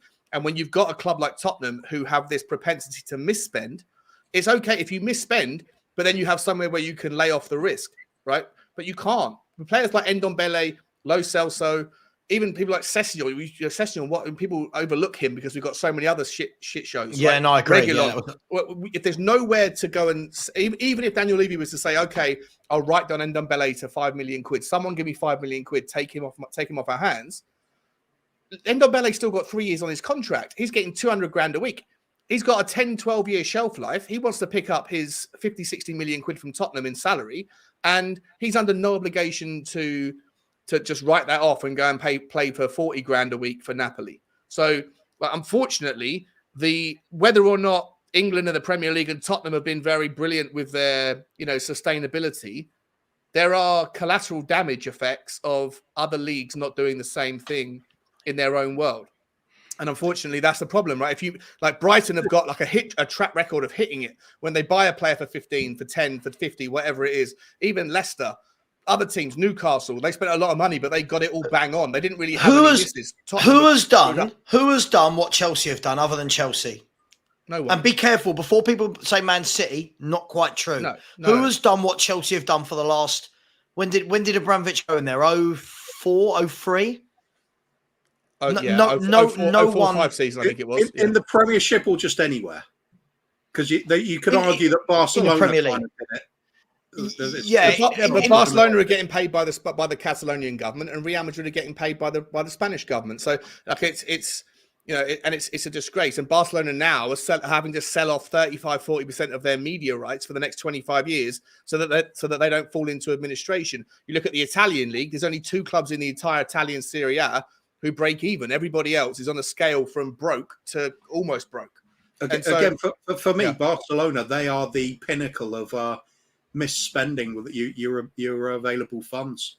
Their recruitment just fell off the cliff. They were right as soon as they started but their brand is worth so much that they've been forced to sell off to like whoever it was, Goldman Sachs or someone else. They bought like 40% of their, like I said, the next 10 years of their media rights to be able to stay afloat. Tottenham can't do that. Or maybe they could do it, but we don't need to do it. Different situation, right? Yeah, sure. But at the end of the day, it does come to that sensible recruitment bit, doesn't it? Regardless of your circumstances, you have to fit them, don't you, with what you're doing. The argument is with us, regardless of what of COVID restrictions and things like that hitting the club. We've been doing this for a long time, overspending on players that really aren't improving this first team. We buff out the whole squad. Meanwhile, we are overlooking our academy, really badly overlooking it, in my opinion. We're not this sort of team now that people think, oh, yeah, I've got a young lad. He's desperate to get into Premiership football. Where am I going to go in London? We're going to be one of the last places where you're going to be thinking about that. You're going to be looking at other clubs and thinking, much better chance of doing something like that. Or I'll go down to Brighton. If you were the parent of a 14-year-old talented kid right now, and you were brought up in Essex, you wouldn't send him to Tottenham. You'd send him to Chelsea, because the track record that the Chelsea youth team can point to is, look what we did with him, and him. Even Palace. Even if you look at a club like Palace or Fulham, you've got more chance of going through the youth team and coming through than at Tottenham, where, again, but it comes down to that ethos, doesn't it? It's not part of the plan at Tottenham So there's that argument. Somebody put this argument to me the other day. It was like, well, hang on. Lots of you Spurs fans, it wasn't a Spurs fan, by the way. So lots of you Spurs fans talk about, and nothing's coming through the academy. But then you want Daniel Levy to concentrate on winning titles. So he gives managers money to go and spend on players like Richarlison and Basuma and Sanchez and that. But then you're complaining because the money hasn't been spent on the academy. I thought, listen, whether I agreed with that or not was irrelevant, but it was quite an interesting take. But at the end of the day, because there's no ethos, because there's no plan, nothing's coming through. That, there's no... The pathway for me, it shouldn't just be, is a player good in the youth team? It's got to be, does that player coming through in the youth team, does he slot into an ethos and a style that you've got in the first team? I.e., when you look at Barcelona, when you look at the Ajaxes, you look at the Man Cities, they look at Rico Lewis at Man City. Rico Lewis comes in. He is like a mini Carl Walker from the point of view. He can play right back. Excellent. He can go right wing back. He can tuck in and play midfield. He would have failed at Tottenham. He would have failed at Tottenham. He would have failed at Tottenham. But the point is, Alex, is that through those youth teams, for the last 5 years that Pep Guardiola's been there, the youth teams below will be playing exactly the same that's what I'm saying. As the first team. That's out of curiosity, Alex. Why? I'm not saying you're wrong. I'm curious to know why you think Rico Lewis would have failed at Tottenham. Because he would have been playing different under different styles. He would have played a different style in the youth, going up to the first team. Because the first team don't know what they're doing at the moment. They're playing different types of football. I'll put the example out. Skip has played under 4 managers. One playing good football, one playing winning, trying to pragmatic football. One that's playing Conte football. One playing Nuno football as well. You know what I mean? It doesn't help the development, and it's not helped Tanganga's development either. Yeah. Tanganga was looked at very sought after. Yeah. Well, I agree, Alex, but that's why, even if you can't rebuild everything from the ground up, do the factory reset, at the very least, we should take this opportunity and demand, like, not that Daniel Levy listens to us, but hope via demanding on content that this particular pivot to the next manager, which is why if we go and get someone like Vincent Kompany, as much as he might be a winner, as much as he might be an up-and-coming superstar, and as much as he might do very well, he plays pragmatic football as well, right? So I don't want that. I want this pivot to be the last pivot towards a managerial stance that's different to what we're leaving behind. Go from Conte. So are you saying get rid of Paratici as well to allow that to happen? Well,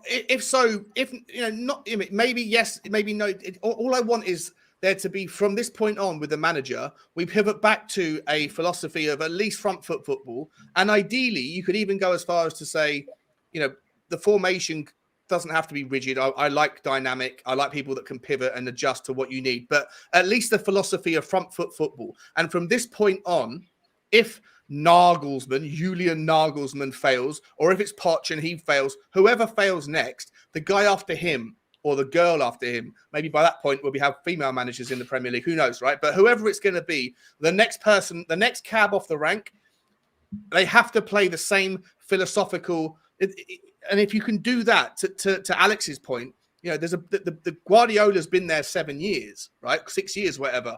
We've had 18 months, 6 months, 18 months, a year, whatever. If we have this guy for 2 years or 3 years, the next guy after him has to continue the same philosophy. Mm-hmm. And then that has to be the dominant. But that's not just the manager, is it? That's not just the manager, Sean. So when Man City went, if I'm not wrong, when Pep Guardiola went into Man City because of I always get his name wrong, Tiggy Birkenstein, right? Yeah. That's a philosophy pushed right the way through the club.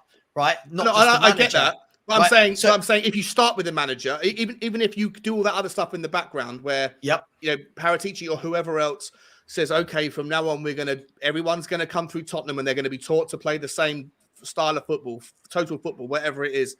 But at the very least, every manager that pivots, whether it's every 18 months or every 2.5 years or 2 years or whatever else, I'd rather go to a tier 2 level next manager than pivot to that, then get a tier 1, like super major brand manager, but that means that we pivot back to a different style of football. I agree. I'd rather stick to the same football and then pick your, what's the phrase? Sew your cloth according to your. Cuba, you must know the phrase. Yeah, it's according to the size of your bollocks. Yeah.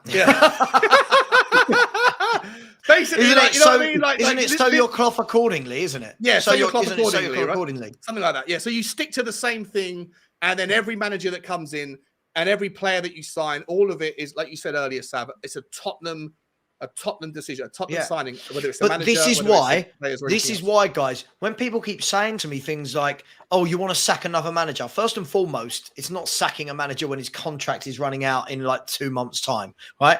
But for me, you've got to build. But this guy, for me, is not the guy you want to fucking die on this. I don't know why I swore there. This guy is not the guy you die on a hill for me. This guy isn't the guy that I think, Conte. right, come in and completely revolutionise our club, Conte. No. Come in, win something, bugger off. But you're not at Chelsea anymore. You're not at Juventus. You're not at Inter Milan. Conte's so for me, gone now anyway. Conte's gone anyway. I agree, and I hope he has gone. But I think be careful what we wish for. All the people that want him to sign the new contract, cool. All right, he signs a new contract. We keep playing this turgid, pragmatic football that we do in the hope that we can scrape an FA Cup or a League Cup over the line. Great. Then the test of everything will be when Harry Kane leaves. Yeah, because one day, to coin Sean's phrase, one day he will have kicked his last football for Tottenham Hotspur. Yeah, then we will see actually how good some of these managers are. So for me, right now, start a process. And when people go, we've already done a process, we haven't. When did we last have Kuva? Let me ask you this. Do you remember 2 years ago, Daniel Levy came out and he said, we're going to go back to the Spurs. I don't think he said DNA, right? But he came and said, we're going to go back to playing the football the fans want to see, or something of that ilk. Someone in the chat will tell me the sentence. That was the moment when you go, right, cool. Okay, you understand the fans. Okay, right. Who's your manager coming in? Who's director of football? And then his manager was Nuno. And you go, what? Oh exactly. My, what oh my God. Like, this is, and he's got that opportunity now, Kuva. He's got the opportunity again. But if he picks Nagelsmann, now. if he picks Nagelsmann, doesn't that scream? Sorry, Kuva, I'll let you answer this. Doesn't that scream? Even though I want him, doesn't that scream of another opportunistic signing? Like if he says thanks you Nagelsmann, like maybe another time in the future, bro. But we've been talking to Poch. He's our next guy. At least that might be like might scream of a bit of a plan. There's a bit of a. But opportunistic doesn't always mean wrong. No, I'm not saying it does. I mean, look, if you think, sorry, I'll come to you in 1 sec, right? Yeah. If you looked at a Nagelsmann coming on the market at 35, who's now, you think in that 7 years experience he's had as a manager, 8 years experience as a manager, he's stopped a team being relegated when he took over at Hoffenheim, taken them all the way up within 1 year and got them top 4 and gone into Champions League. Hoffenheim weren't a Champions League team. Then he's got the move to RB Leipzig, and everyone liked watching RB Leipzig. I don't know anyone that didn't enjoy watching RB play. They came to ours. Remember, they beat us in the Champions League. He then gets a move to Bayern Munich, and he wins the title and the cup, right? So he's had the experience of relegation battle through to getting into Champions League, through to winning things. And he's still 35. For me, that's a wonderful age to come in and say, right, Julian, not Julian, right, come here, sign a 5-year contract. Year 1, your remit is not you have to win, you have to get top 4. Year 1, tell us, what players do you want? And when I mean that, I don't just mean chuck 100 million at every player. Tell us, get us some players that you like from the German league, players that can play your style of football. 15, 20 million pound players, right? There are loads all over the world. Spanish players, right? Get him in and let somebody build something. That, Kuva, sorry. I answered my own question, sorry. No, it's fine then. Move on. Let's talk about ice skating or something. Yeah, ice skating's a good subject. I'd love to hear your point on that about like that. You want chairman to have a plan. Yeah. With Nagelsmann, as much as I think we'd all, I don't know if you do want him, but if you do, be great. But is it opportunistic? And does that scream of no plan? Entirely, because we've been down this road over and over again. I'll go back to the start of Enoch at this club when they took over full time, sacking George Graham and Levy coming out with, we've got to get back to the Tottenham way. Yeah, they signed Glenn Hoddle, big fanfare, crowd favourite, fan favourite, legend at the club. Didn't work out too well, and then we immediately follow up with Santini comes in, And if you think Conte football's bad, Santini's the antichrist of football. him and Alex McLeish, worst two managers I can think of for negative grinding football. That at that And point, no Jerry Francis. It's that early I realised Daniel Levy does not know what he's talking about when it comes to the football side of the club. Sure enough, we go with every single time when a big name manager comes up and there's something's not quite right at the club, we just go for them regardless. Doesn't matter if they fit or not. It's like, oh, I've heard of him. Let's get him. Oh, yeah, Mourinho. Yeah, he'll definitely work. He's won all over the place. That'll fix everything. It's like we do one part. Is Nagelsmann in that category, though, Kuva? Or is that a good opportunity? Like, opportunistic it might turn out to be a good one for us, but it will be just because he's heard of him, isn't it? You just look at the managerial changes over the years. One style, then another. It doesn't matter. There's no consistency. It's just like spur of the moment. Who's available? That's a name I've heard of. He's done good things there. Let's get him. Ramos, for example, perfect example. Win things in Spain, therefore gonna fit. It just doesn't work like that. And it's always back to this same idea of consistency and having that ethos at the club. And that has to start at the top. It has to start with the chairman doing it, because nobody else can put that in place. It needs to be that committee level, sort of just below him. We keep talking about this. I would love to see the likes of a committee of the likes of Hoddle, Perryman, Roberts, these players that know what it is, the history of the club, the style of play, and what it takes to win. Good take, Kuv, right? So Bayern Munich have got Oliver Kahn at the top of their kind of their structure, right? Oliver, like legend of Bayern Munich, now makes a lot of the footballing decisions alongside the CEO, the chairman, whatever it is. Yeah, you got it's Edu him and Salahamovic. Sorry, someone in the chat will tell me who is it. It's him and I'm not sure. Mahalovic or sorry, go on. But you've got a guy who's Bayern through and through, and I don't know if it's necessarily easier in certain leagues where you have more of a predominant kind of fan-owned structure as well that can promote these people that can have these issues of power. But in terms of like the Premier League, a lot like you're making the point. Arsenal have got Edu at the top of Arsenal now. At the moment, like obviously things are going well for Arsenal. But I was on a show the other day with a guy called Northside.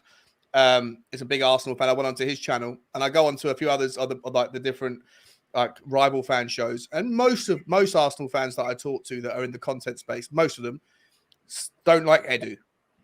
They don't. And I look around other clubs in the Premier League, and there's not that many ex-players that are like I'm not even sure if Edu would be considered a legend of Arsenal, but there's very few examples of an Oliver Kahn type that is at the highest echelons of any Premier League club. But even if you were to say let's do one of those, who do you know in the Tottenham legacy world who's, because it's a very specific tool set you need. You need you obviously need to be a massive fan of Tottenham, understand the club. You also need to understand finance to be able to get involved in those conversations. You also need to understand strategy, right? And I don't know if any of the Tottenham, Gary Mabbotts, do any of those guys like strike you as someone that has the kind of the mental I'd say Glenn Hoddle. I'd say Glenn Hoddle or Les Ferdinand. Yeah, Perryman as well. He knows what he's talking about when it comes to building something successful. I think this is the thing where the whole Levy out bit can be flexible as far as I'm concerned. Some people are completely inflexible, and it's got to be chairman goes no matter what. I'm saying there is a possibility for him to stay on and do the football side of it, but then just get those sort of players in. Those ex-players who know the club, they know the culture of the club, they know what the fans want, they know the type of football that's expected, they know the thirst for trophies and what's important, and like the things like you don't write off the FA Cup at this club because it's important to people. Always was. We've kind of lost that now. There's a whole new generation of fans that don't realise the value we used to put on that trophy, and it's sad because we don't have that continuity. We're constantly going to the next man along. or the next big thing that's come from another country, and it's a complete change of culture again when they come in. So we're on this constant rebuild rather than continuing to push forward on the way we know. That Tottenham has been lost along the way. That's the real tragedy for this for me. Would you have Harry Kane back in? Hang on. Just quickly before you ask any more questions. Sorry, I've been ignoring some super chats for a long time. Yeah. So I'll come back to that. Just quickly, Mark, sorry for taking so long. Of course, said constantly mentioning one name. No, Poch in, by the way. I don't know if anyone in here knew, but Mark quite likes Pochettino. So I think that his ideal setup would be Pochettino in charge with Gary Mabbott overlooking the club.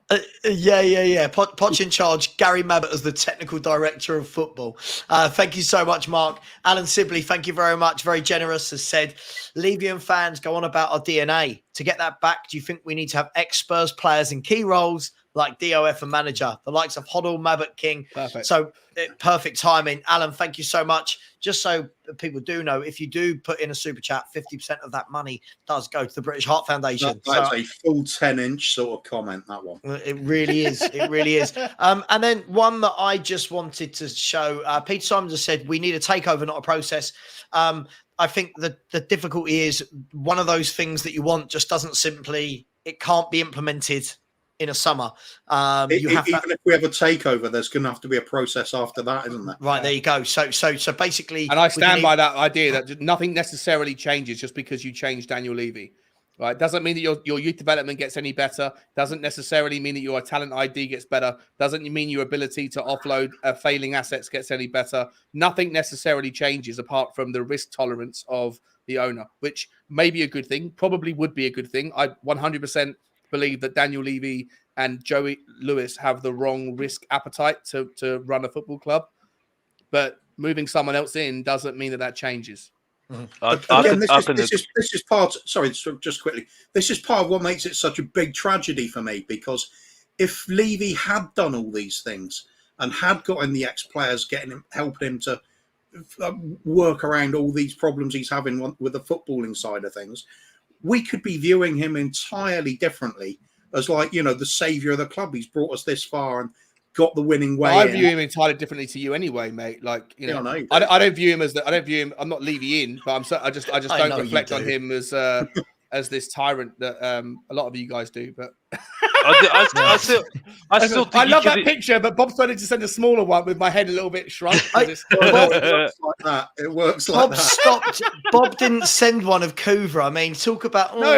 He sent me a message saying I need an idea for Coover, and I went lumberjack. Right. You've got to get him a lumber couve. If you've got to get him one, it's going to be lumber couve. I think it would be good for a picture of Torville and Dean, and instead of Torville's face or which one's the woman?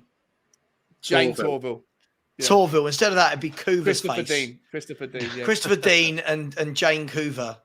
Yeah. Why? I don't know. It just popped into my head, Coover. You're having some confusing dreams at night, mate. Oh, you don't want to know what I dream about you, Cooper. You just do not want to know, mate. Yeah, you're right. I'll send you a WhatsApp in the middle of the night next time it happens. Everybody in the chat, please keep liking. There is no Spurs corner tonight, so I will keep going so as long as the guests are happy. But there is no Spurs corner. Henry went to watch England versus Ukraine, called me at about 2:30 and was already sounding a little worse for wear. Just giving me the heads up. He might be feeling a bit sick tomorrow for work, but big up. Hope you had a good time, Henry. Please like the stream. We've got 170 likes, 340 of you in here. So half of you haven't liked. Please do. And if we can get 5 to 10 more subscribers before the end of the show, I'll be so grateful. We're on the march to 4K, and we'll do a big giveaway if we can get to 4K. Please subscribe to everyone else in the chat. EAA said Hassan Salim Hamadovic or whatever his name is the guy. Salihamidzic. Yeah, okay. Yeah, Salihamidzic, yeah. There's a lot of options here in the chat. People are throwing up. Here we go. Jamie O'Hara. Yeah. No. Jamie O'Hara. Hang on. All right. Let me go through them. Jamie O'Hara. Harry Redknapp. Where are we? I don't hate Redknapp coming in. I think he would be. I don't mind doing. I wouldn't mind Redknapp having a bit of a Redknapp and Mason to the end of the season. I could see that being all right. I'd do that. I'd have Harry He's, Redknapp. he's younger than Hodgson. Roy Hodgson, isn't he? Yeah. Yeah. I mean, let's have a look. So you've got, hang on, people say Ramon Vega founded an asset management firm. He surely knows about money. Do you know what? No. When I actually interviewed Ramon Vega a couple of years back, and he was top bloke. Also has won something in a Spurs shirt. Yeah. And He wasn't the best defender though, wasn't he? no, Was no, he he the was wasn't. terrible defender. But he's was awful. he's running for FIFA president or UEFA president or something. He's involved in all of that. But yes, he has got a very successful asset management company as well. Look, guys, it's look. We had this chat in the WhatsApp earlier about lots of people just say, I don't care, just give me a trophy, just give me a trophy, just give me a trophy. But at the moment, is it more important than just fluking a one-off trophy that we've really got to sort out this process? We've really got to nail down what is actually the nuts and bolts happening at Tottenham Hotspur. Because at the moment, I just see, and I know other people don't see it this way, I truly look at a team that without Harry Kane is in dire straits. I truly believe that without Harry Kane at this football club, we wouldn't have had these Champions Leagues. I don't think we would have had all these runs in cut. I think this guy has papered over a lot for nearly a decade. I think Kane. It's called Kane FC, Sava. That's what it's called. Because That's what you called it. No, last year you called it Kane and Son FC because Son hasn't done anything this year. You're calling it Kane FC again. Well, no, because it's Kane FC. Because the fact is, and the stats prove my point. The stats prove my point, Sean. The stats prove my point. Okay, and I didn't even need the stats because I've been talking truth anyway. You know what I mean? Because the truth of it, Professor of Truth and Entertainment says the truth every single time, and the truth hurts. You know, it hurts you every single time as well, Sean. Every single time I speak. Like I said, we would have been 14th and or at all the competitions if we didn't have Harry Kane in our team, and that's it. Yeah, we need to sort our team out. We need to sort our team out. We do have him though, and that's it. Well, yeah, we got him, but the fact is, he needs to leave, bruv. He needs trophies somewhere else, bruv. He's done it. He's tried to do it for how many years now? I'm done. As much as I love him to pieces, this notion of like wishing that he leaves for his personal accolades and that's at the detriment of my football club. No, I want him to stay with us. But Sean, he needs to leave for his own good. For goodness' sake, he needs trophies for his own good. Yeah, because his legacy is getting ruined. Yeah, he can do all the individual things. He could do all the individual things that he's doing at the moment for England and Tottenham. But the fact is, records are there to be broken. Trophies can't be taken away from him. Yeah, there's a guy called Scott. In the main moments, he failed. There's a guy called Scott M. He's failed in every single semi-final, and it's not just for Tottenham; it's for England as well. Okay, he does make our team look good. This is the thing. Without Harry Kane, we are not looking good. Yeah, even when he's playing bad, you need him on our team. Yeah, I agree with you, 100%. So that there is something to be said there. He makes us look good. Yeah, so we're not arguing about that. No, yeah, we're arguing about Scott M made a really good point once. I was watching a show. I think it might have been on Jacob. I forget which channel it was on. But he made a really good point that counteracts the argument about he's not a world-class player unless he wins a trophy, because England got to the European final, the European Cup final, and we lost on penalties. But he scored his penalty, and it was other players that missed their penalty that stopped him getting a trophy. And if that means that other players are responsible for him becoming a world-class player in terms of like getting that legacy over the line, and yet there's other players that have won trophies that no one would ever put in into the world-class bucket because they were nothing on the pitch as individuals, but they happened to be a part of teams that won trophies.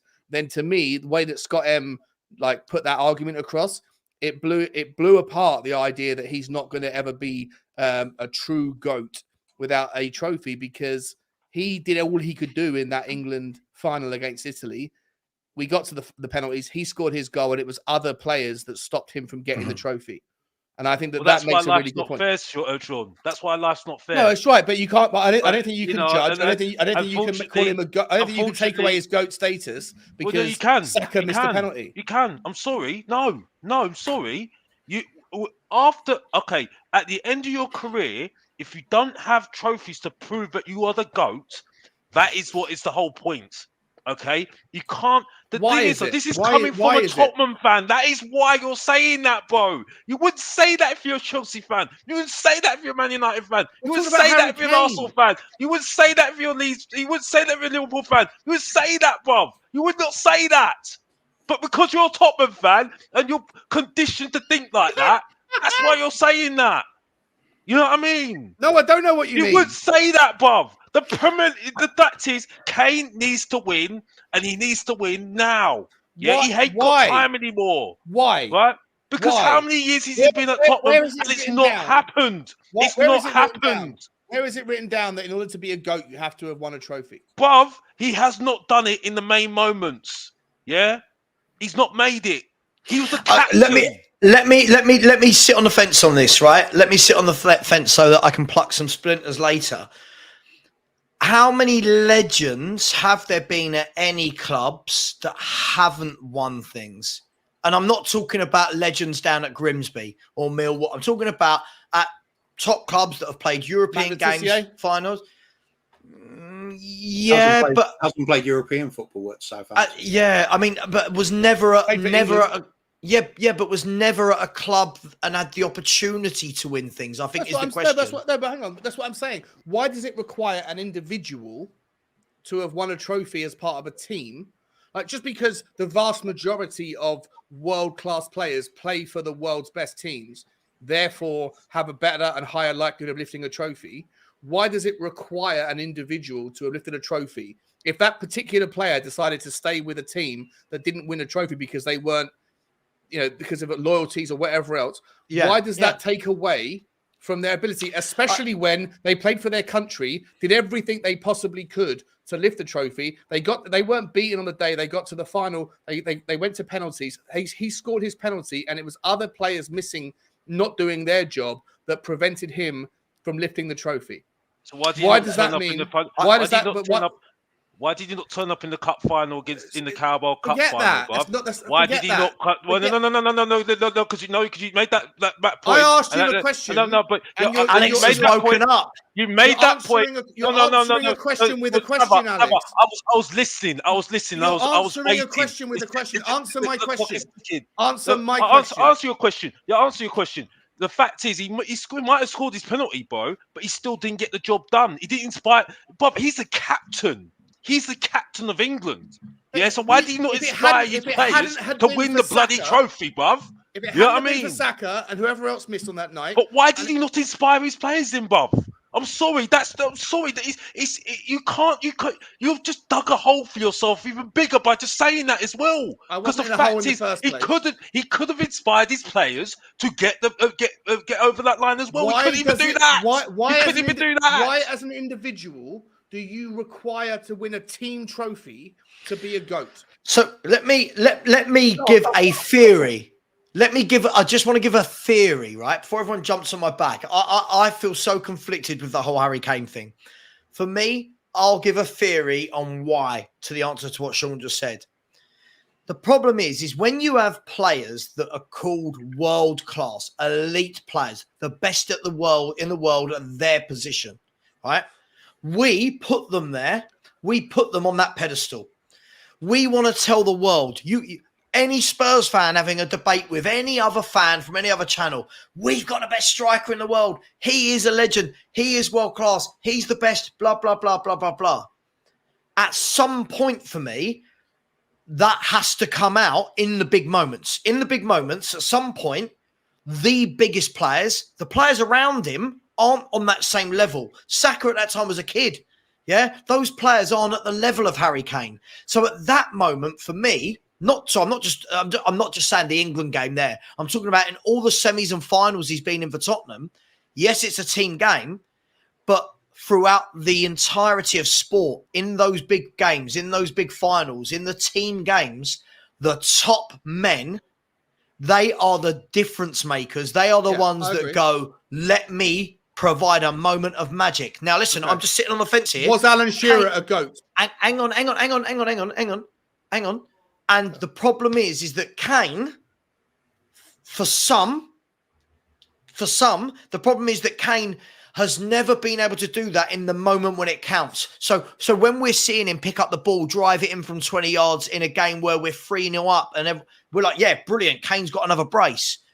But what I think lots of people, and if I'm not, I hope I'm not speaking for you, Alex. I think what Alex is saying is, in the Champions League final, in the League Cup final, I agree. in the European Championship final for England, where is that moment where Kane gets the ball, dinks it out of his feet, and whips one into the top? So what I'm you're just saying asking. And by the way, when I say GOAT, I'm not saying that he's the greatest of all time, because in general, we all I know what you mean. I know the what you greatest of mean. all time is either Maradona or Pele or one of the current two, Ronaldo or Messi, right? But just in general terms, Or Andy Sinton.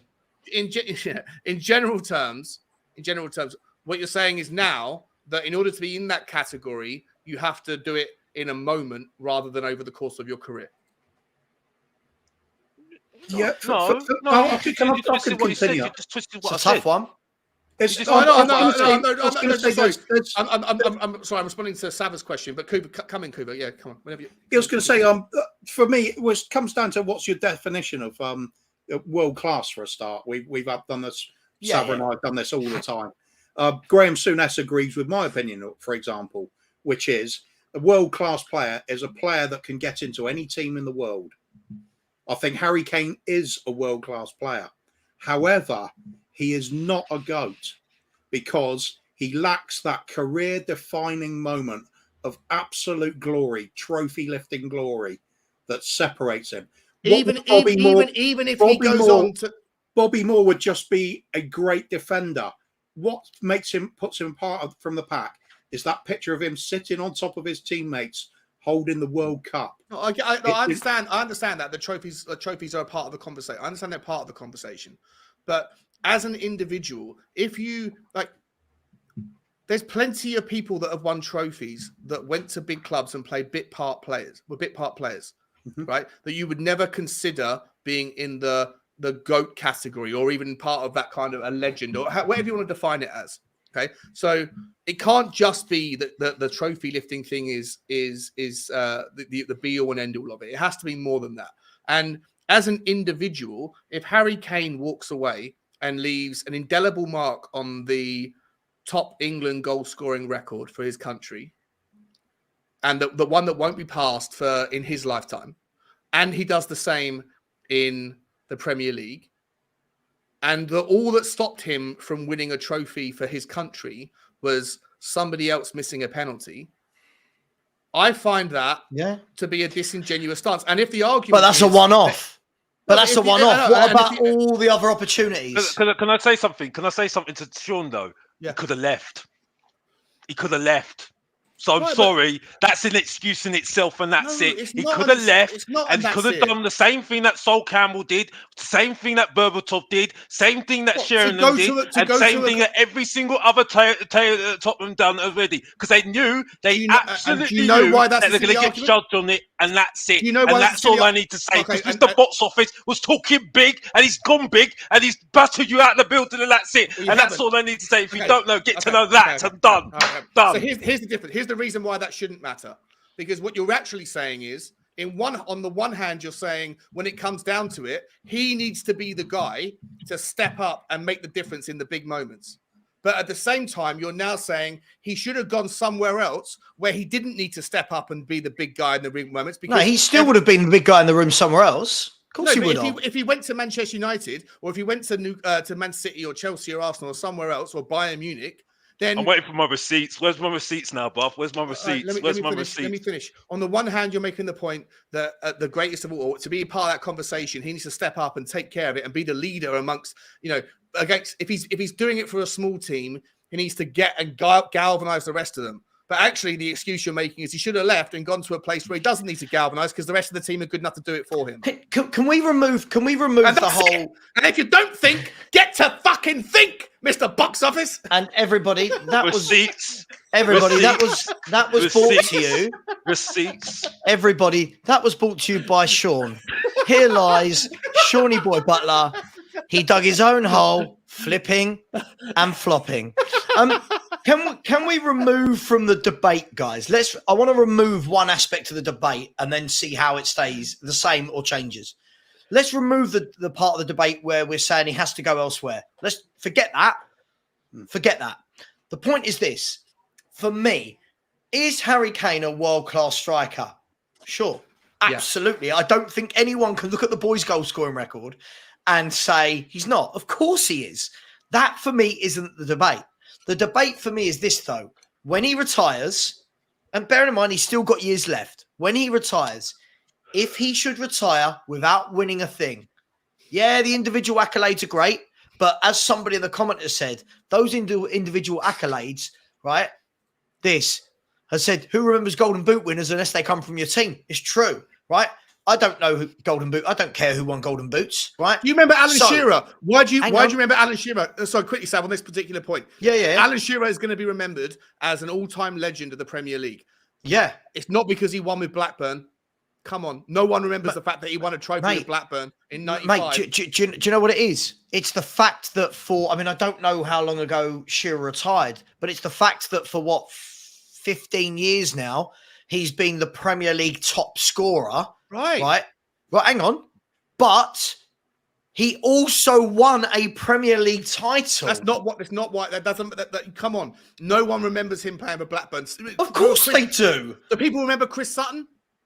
Sorry, Sean. Sorry, hang on. Stop. Chris Sutton, he was slightly better than John Carew. Hang on. I'm sorry. Are we seriously having a conversation of who remembers Alan Shearer playing for Blackburn? No, I'm saying why do people remember Alan Shearer? Because do they remember he won him for the trophy? No, they remember because he was the greatest goal scorer in the Premier League's history. No, that's and why also he's no. Because he won the Premier League, then became the most expensive player in the world at the time. Moving to Blackburn, was it the most expensive player in the world, or in one of the two? Right, going to Newcastle. PV saying it. No one remembers Alan Shearer for his title, but no one can beat the stick with him of no trophy. 100%. But no one remembers him for the trophy. Hang on. Doesn't that talk about age though? Like Kuva, sorry, I'm bring you any of the closest. Like for me, I was watching football from about the age of 2 or 3. I fully remember that season when Blackburn won it, and Alan Shearer making the move from Southampton. Why? I remember it. Yeah. Right. Okay. So when we're saying no one remembers it, I'm saying the general people. When people talk about Alan Shearer, they don't talk about Blackburn Rovers. Premier League title winning Alan Shearer. They say Premier League goal scoring record owner Alan Shearer. Come on, be sincere here. But listen, would he be talked about as highly if he had never won anything in his career? No, I think so. No.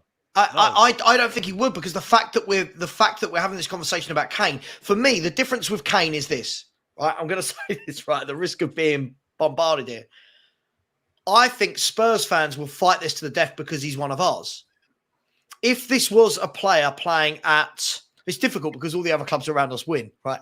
If he was playing at Arsenal, right, and Arsenal hadn't won anything in his in the entirety of...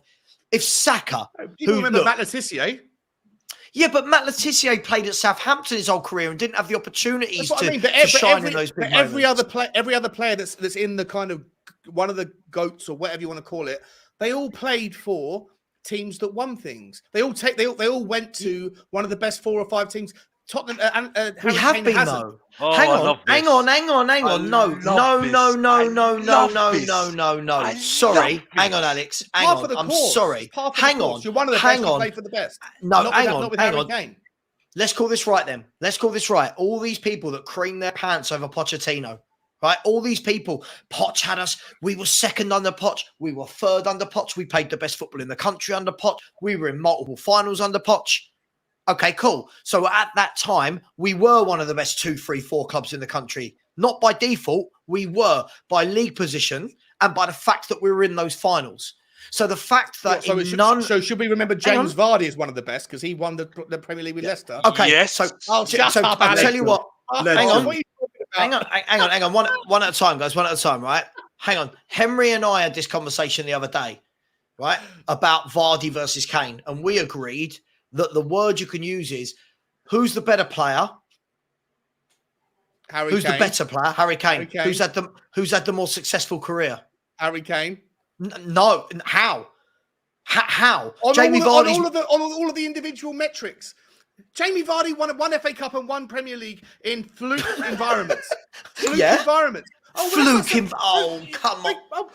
Pick any one of like Manchester. Go back to Manchester United, Dave. Go back to any team and go and pick the 25th man in any particular squad.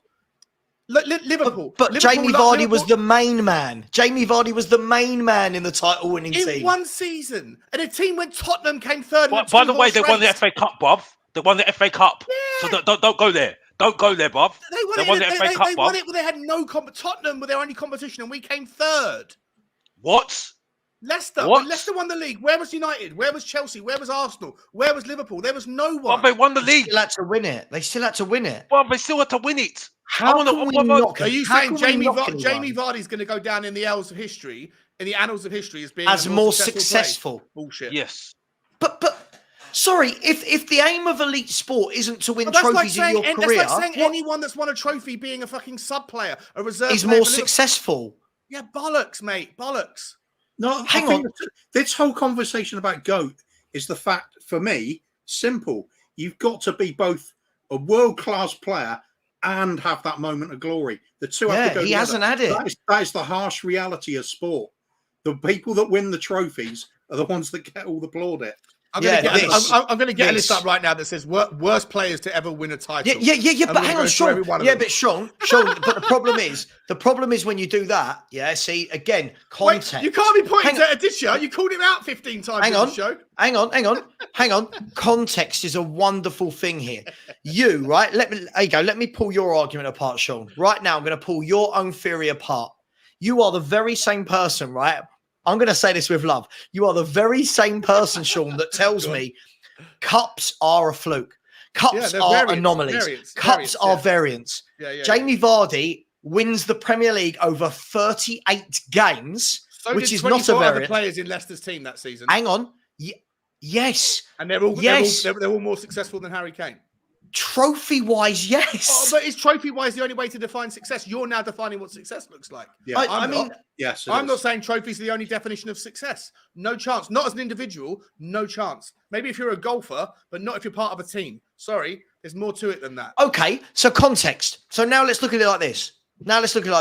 Harry Kane, young striker at Tottenham Hotspur, right? He's growing up at Tottenham with this wonderful academy, with all these world-class coaches around him.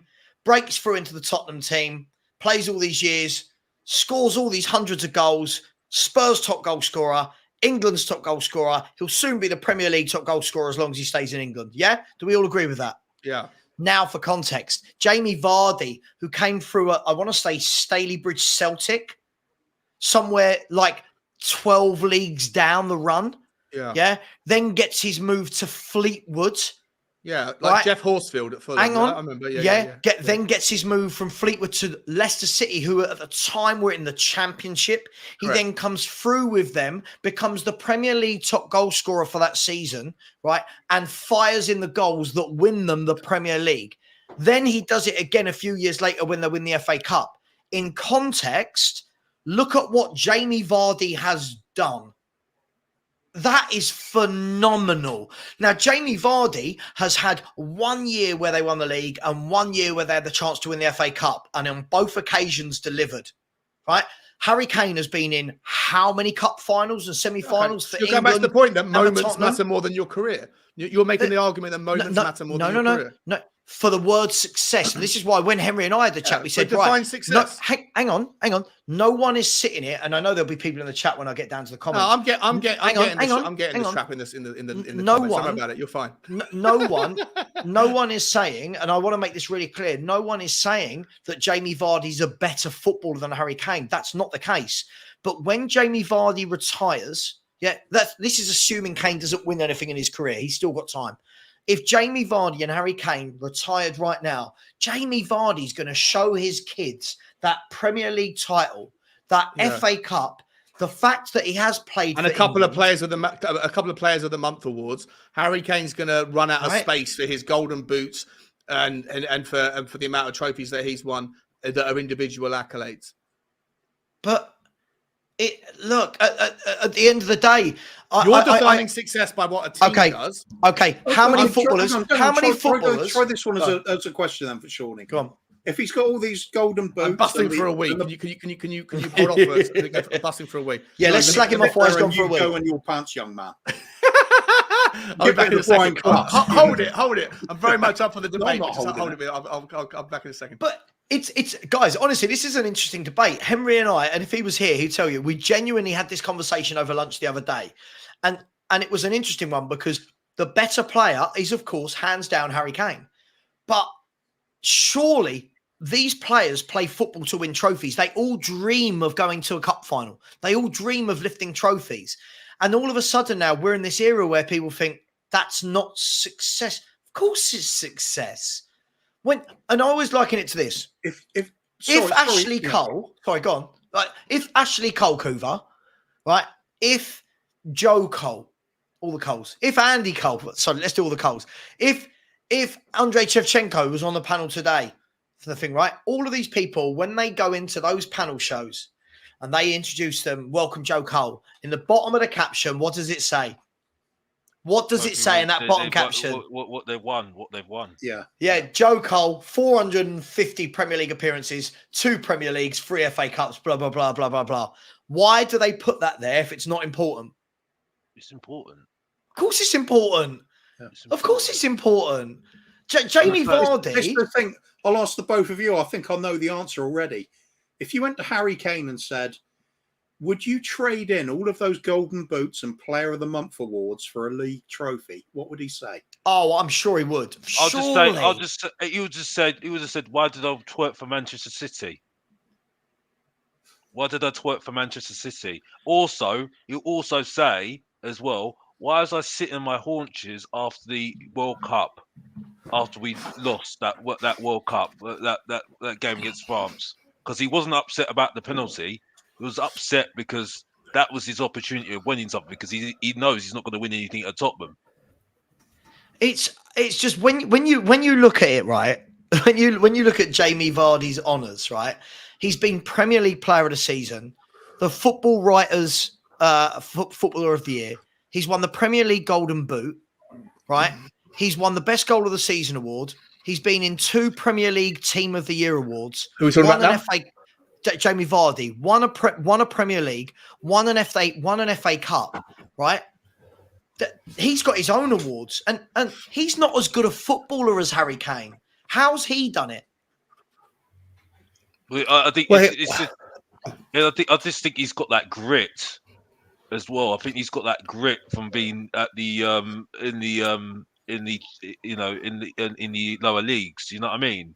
And I think that's why maybe he's got to that point. You know what I mean? I think also he's in a team that have got the right focus. And that's it really. The fact is, I mean, look, one thing I will say about Kane is that he does make our team look good. You do feel sorry because the Tottenham are obviously looking for the Champions League. They want the Champions League. You know what I mean? Their focus is the Champions League. That's their trophy for them, the owners. But the thing is, though, he still could have left. And unfortunately, the people say that he was injured in the Champions League final. We didn't need to play. He didn't need to play. That wasn't his fault. Or maybe it was. I don't know. No. But if he forced the hand. Yeah, but if he actually cared about the team, he could have just not played. The fact that he played, he's going to. Isn't that what makes him a winner? I don't know. No. I actually agree. I agree with you. He shouldn't have played. I agree with you. He shouldn't have started that game. Can we call him a winner? Can we call him a winner? Oh, selfish then. Maybe Conte was right after all. The players are selfish, and Kane is candidate number 1. No, I'm just asking. I don't want to get caught up on that one though. I'm sorry. When you say my point is invalid, yeah. Jamie Vardy won the Premier League playing 38 games a season, and didn't he break the record of the number of consecutive goals scored in games? Didn't win the Golden Boot that year, did he? It doesn't matter. He was playing up front for probably Harry Kane, right? So what does it matter? In the big games in that season, clearly one of them delivered and the other one didn't. No, but listen, I think just to draw a line for a second under the kind of the back and forth. No one, or at least I'm not saying that Jamie Vardy hasn't had a successful career, right? He did very well. He was a very good player, and you're right. He came from nowhere, went through did it the hard way. He came up and then took his opportunity, did brilliantly. Married a married a girl who got more fame out of him than he got out of her, whatever. All that, all the craziness that happened afterwards. Fantastic career, no doubt about it. But the point, going back to the original point, I think the reason Jamie Vardy's name came up was because you were trying to find an example of a player that's done well as a player, like to try and refute the argument of the players that just win a trophy but don't deserve to be part of the conversation, and that you don't need, like, a trophy alone is not enough. You're right. A trophy alone is not enough.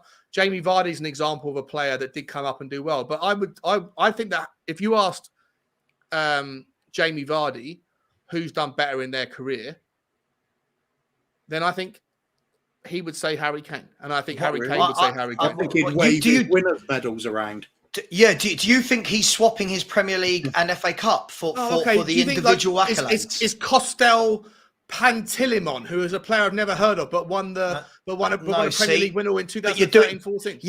Yeah, but the thing is, what you're doing is you're picking players there that have played a bit part. I'm picking Leicester's main man. There's a difference. I'm picking Leicester's main man. This isn't a guy who's made. This isn't like when John. In 100 years' time, will people talk about Jamie Vardy or Harry Kane more frequently? We'll talk about Jamie Vardy. It depends who you support, doesn't it? No, I'm saying let's talk about Jamie Vardy, because Jamie Vardy will the BBC in 40 years' time? Oh gosh, or Sky Sports? No. Okay, how about this? 100 years' time, I think perhaps the leading scorer in the league might have changed a few times by then. But that Leicester League win is so legendary, it will still be talked about. Yeah. I think that Harry Kane's name will be spoken of more frequently, whether he wins a trophy or doesn't, than Jamie Vardy. He'll be forgotten about.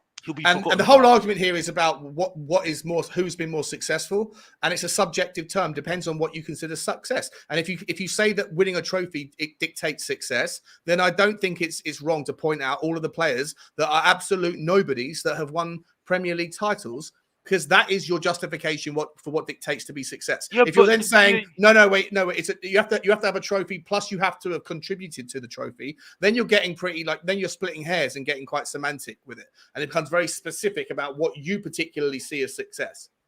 Right? No, it's not. Either a trophy. So if you think it's just about living I know Saba's saying it's different, but you, Alex, if you're saying that it's just about lifting a trophy, then Costel Pantilimon and Richie DeLate, all these players. Saying that though. No, he was saying that. It's saying the same thing I do. You've got to be a great player, world-class player, but if without that career-defining moment, that lifting of the trophy, something really significant, you're not going to make it into the GOAT sort of category. Well, not goats, right? Because goats are different. Matt Letizia is not a goat, is he? No one's a goat. Neither's Jamie. No one's a goat. Right, the GOAT is different. The GOAT is like a hat that's reserved for like a handful of players.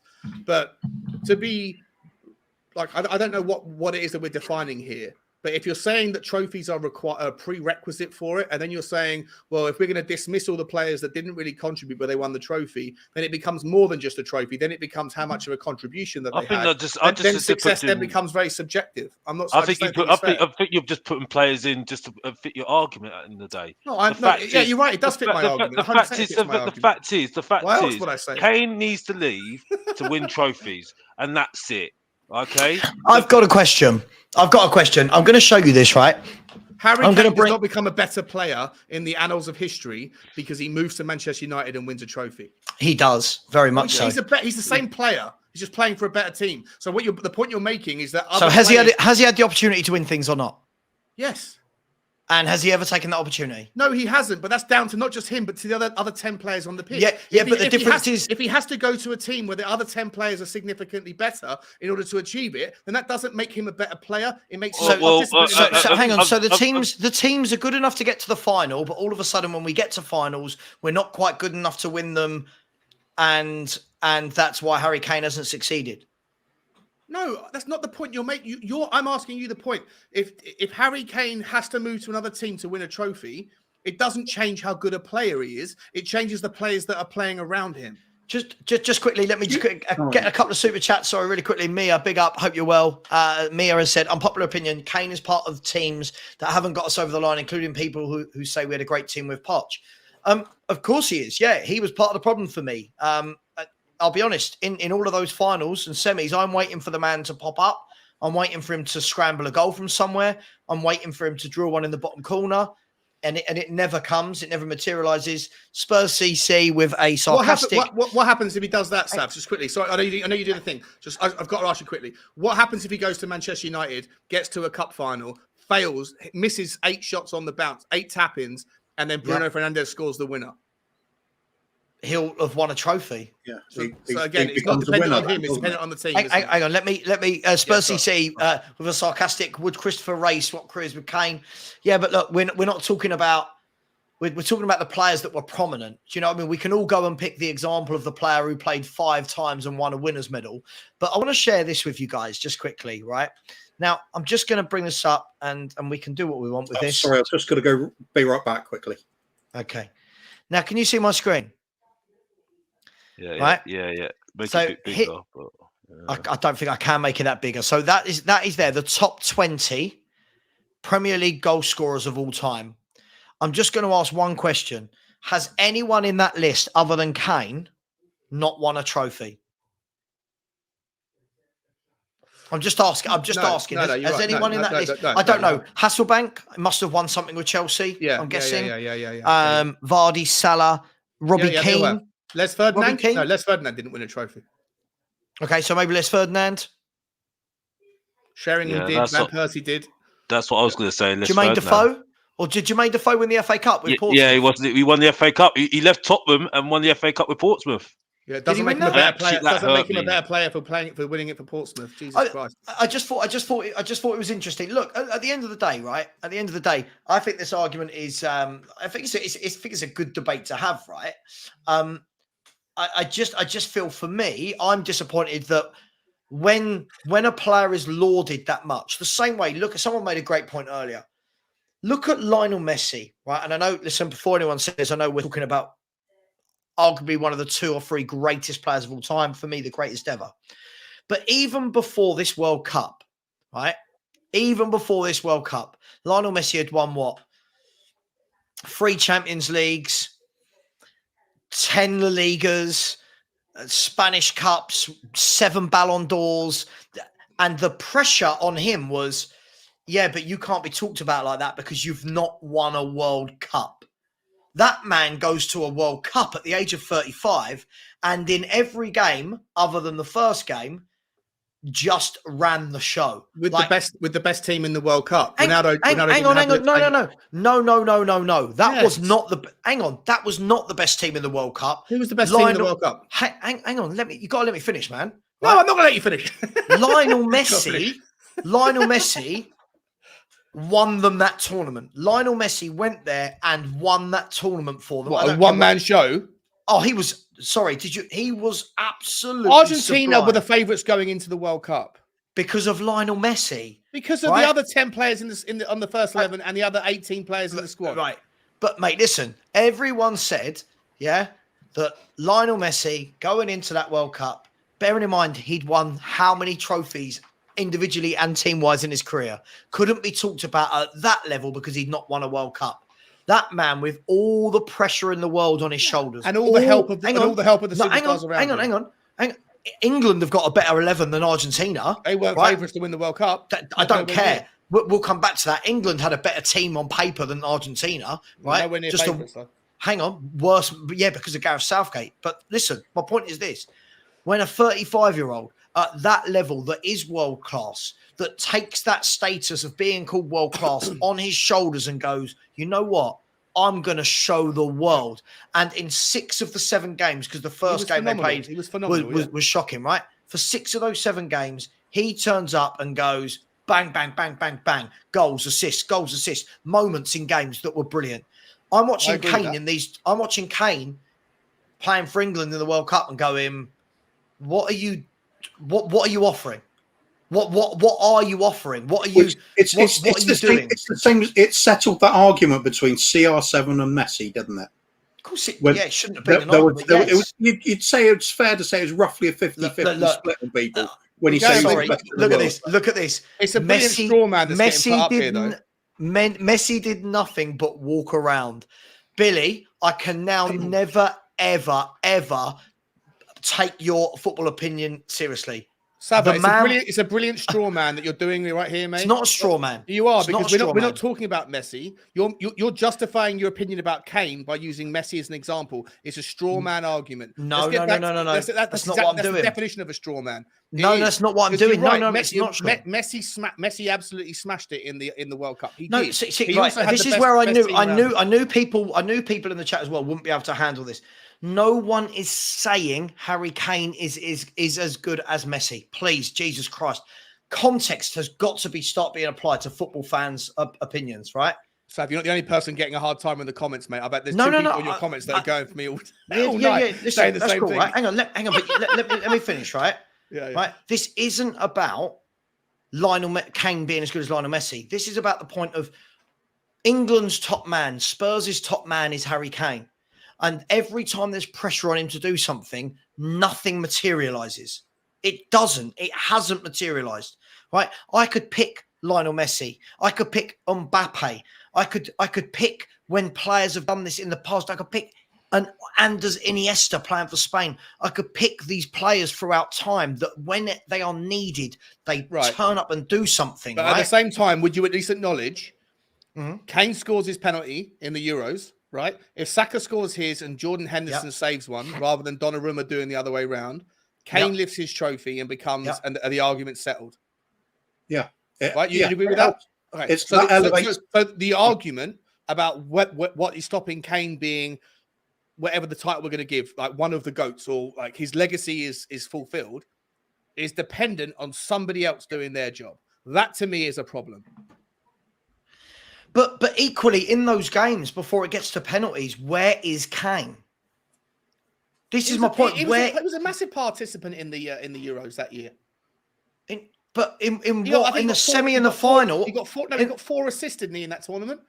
Okay, in the semi and the final, we're talking about, Sean, the moments that count. No, we're not. You're talking about the moments. We're talking about a broader topic. No, we're not. Question: Is it not an issue? Is it not an issue? You've got to let me finish, man. You've got to let me finish. But you're twisting the conversation back to the point you're trying to make. I asked you a question. Is it not an issue that if Harry Kane's done his job in the penalty shootout, if Jordan Henderson, Jordan Pickford does his, and Saka does his, but I'm not talking about penalty shootouts. No, but you talk about penalty shootouts. His trophy gets lifted, then, doesn't it? His trophy gets lifted, and then the argument's settled. But hang on. I'm asking about in all the semis and the finals that Harry Kane has played for England and Tottenham. Can anyone tell me a goal he scored? No, just without changing the argument for 1 minute, without butting in, anyone, tell me a goal he scored. I can remember one. I think I remember him scoring against Denmark in the semi-final from a penalty, if I'm right. And in every other game, I can remember. Someone will tell me if I'm wrong. In semi-finals and finals, the big moments, not beating the crappy teams to get there. I'm talking about now you're in the big moments.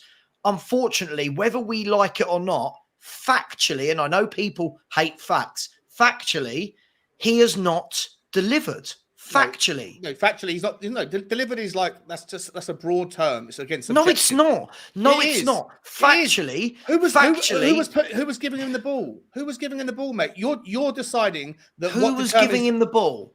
Yeah, he's a striker. Is that the answer? No, it's not the answer. It's one of the counterpoints. So in all those games, in the England Euros, he got, I think it was 4 assists. He was responsible for more than half the goals. Against who? Against who? And in what big games? The whole way through the tournament. Okay, but you don't win tournaments. You still haven't answered my question, mate. Is it not an issue? You've gone back. You've gone back. You haven't answered it. You listen. You hear my question, then you just go and ask another one. I'm asking you to answer that. Is it not an issue that if it takes a trophy to determine whether a guy who is the greatest goal scorer of England all time, the potential greatest Premier League goal scorer of all time, the greatest club goal scorer of all time, doing his job every single season, week in, week out, and if all it doing takes his job until when he needs to do it. If all it takes is for him to lift the trophy to cement that under your guys' rules, and yet in the European final, he did his job, and yet somebody else didn't do his job. He didn't. If they had done their job in the final, he didn't do his job. He'd have his trophy. He didn't do his job. I'm sorry, he didn't do his job. This is the problem, Other right? players are We're in determining an his era. success, and that's We're the in problem a for me. no. We're in an era now where people have stopped seeing success as lifting trophies, and that's baffling to me and many others. It's baffling, right? A player's career at that level. I'm not talking about players who play in the Championship their whole career, but when you play for a team that in his 8 or 9 seasons at Spurs have been in the Champions League and cup finals and semi-finals more often than not, right? Which I think is a fair statement, right? We've been in and around. How many times since Kane's been at Spurs have we not made the top 4? It's less than we have made it, right? So in that time, he's playing for good teams. He's playing for teams, as Sean said, that get him the ball with Ericsson, with Ali, with Son, right? With Dembele, with Wanyama. So all of a sudden, when you are asking these players in the big games to deliver, the moments that define their career, Like scoring a penalty in the European Cup final. Hang on. But again, Jesus Christ! If we're going to take this down to a penalty shootout, I'm going with you're saying moments. No, you're not. I'm giving you no. Moments in the game that he can control, moments that he needs to turn like up and a penalty shootout. No, Sean, this is why you don't think trophies are success. No, it's not. Listen don't get personal. I'm not, but that's true. Listen to what I'm saying. Not true. I'm not talking about penalty shootouts. No, I don't understand what you are saying. You're cherry. I'm trying to, but you keep butting in. Butting in. Well, because mate, you're not sticking on the topic. You're not never answering the question. Of course I am. You're not. Of course. You're not. Okay, let me put this to layman terms for you. In the big games, during the football game, not during a penalty shootout, because he's a penalty specialist, I would expect him to score that. During the big games, and I'm going to put Son in this bracket as well.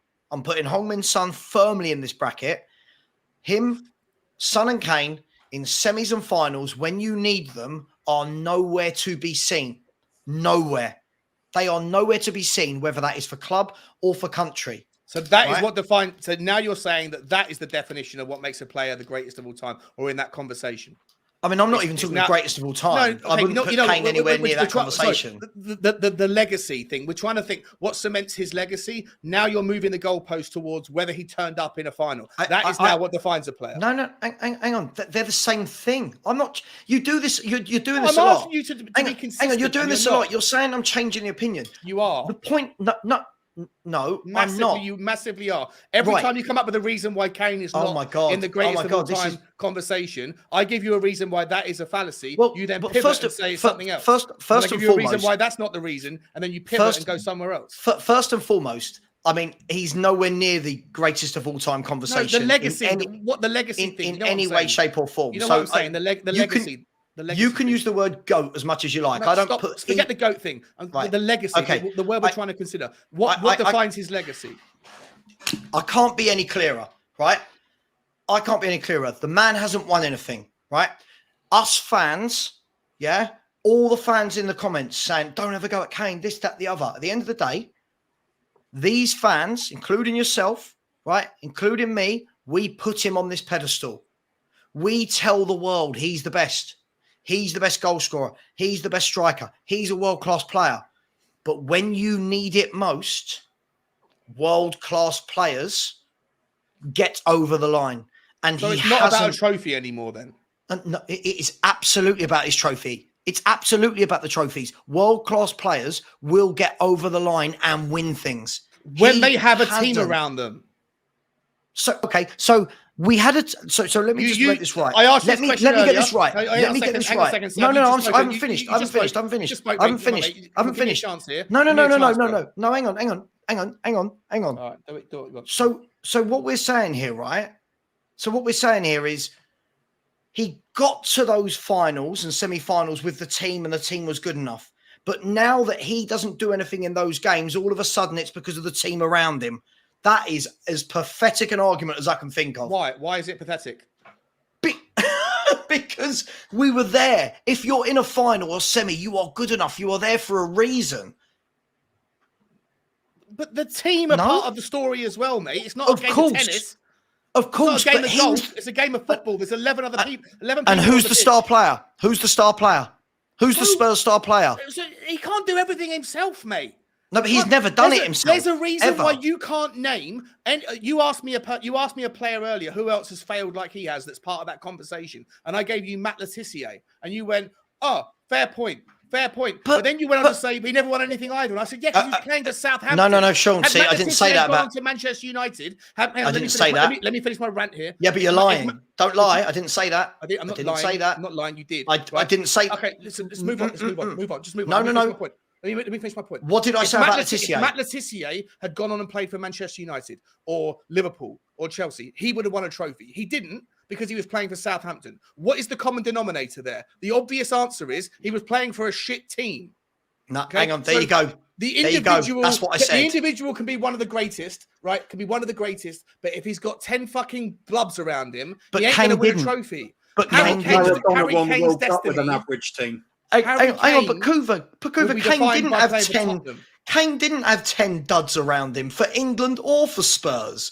This makes me laugh. That team. No, but that's the point. Even if it is a poor team, if you're a really great player, you will find those moments of glory. You will get that moment of greatness. Exactly. How did we get there? How did we get there? Exactly what I was going to say.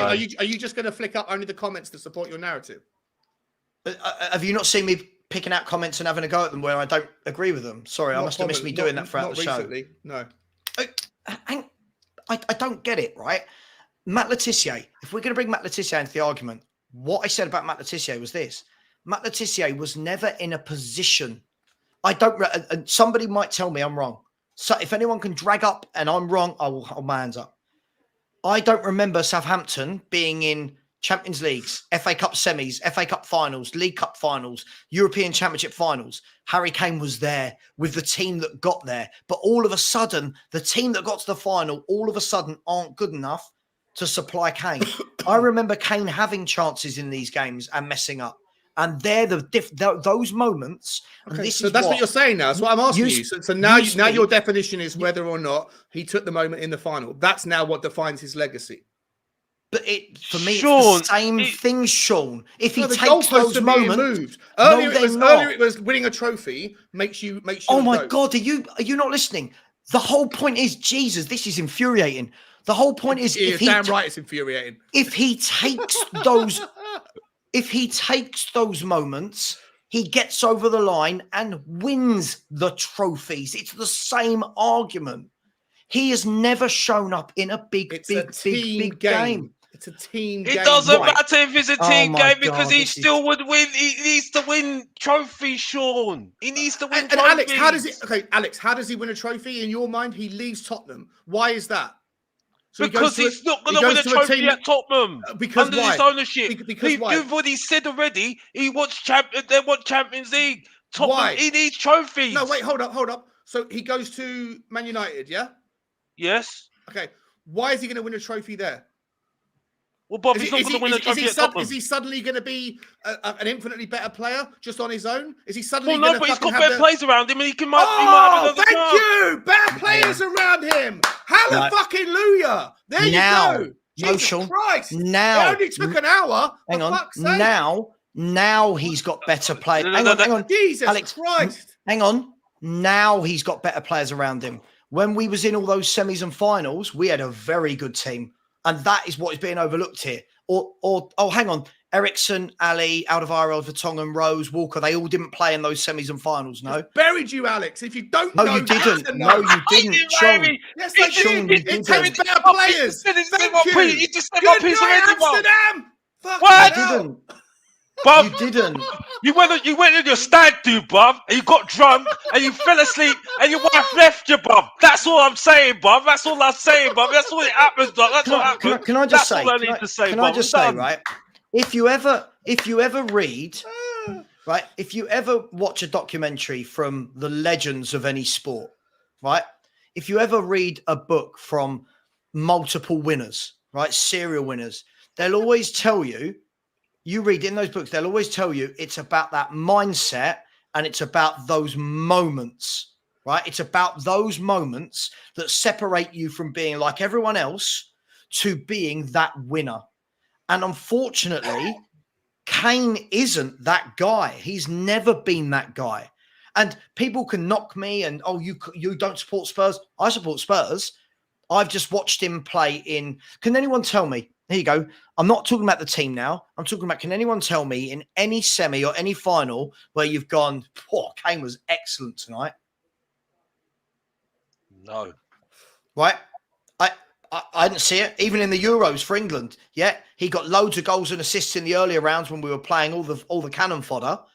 You get to the final rounds, where's your man? Where's your game changer? What makes all these world-class players world-class? What makes them winners? What makes them game changers? They do something. And you have to, it might only be that one moment in your career. It might be that one moment. It might be multiple moments. But he's never done it. Has he? He's never done it. And you're laughing, but it's facts. He's never done it. No, I'm just laughing because Alex just proved my point for me. It fucking made No, I did prove my point. No. Now. You're Thank you. talking about now, Sean. Now he goes to Man United because he's got better players. But that wasn't the case when we were making all those finals. We had a good Well, he team. needs to leave regardless anyway.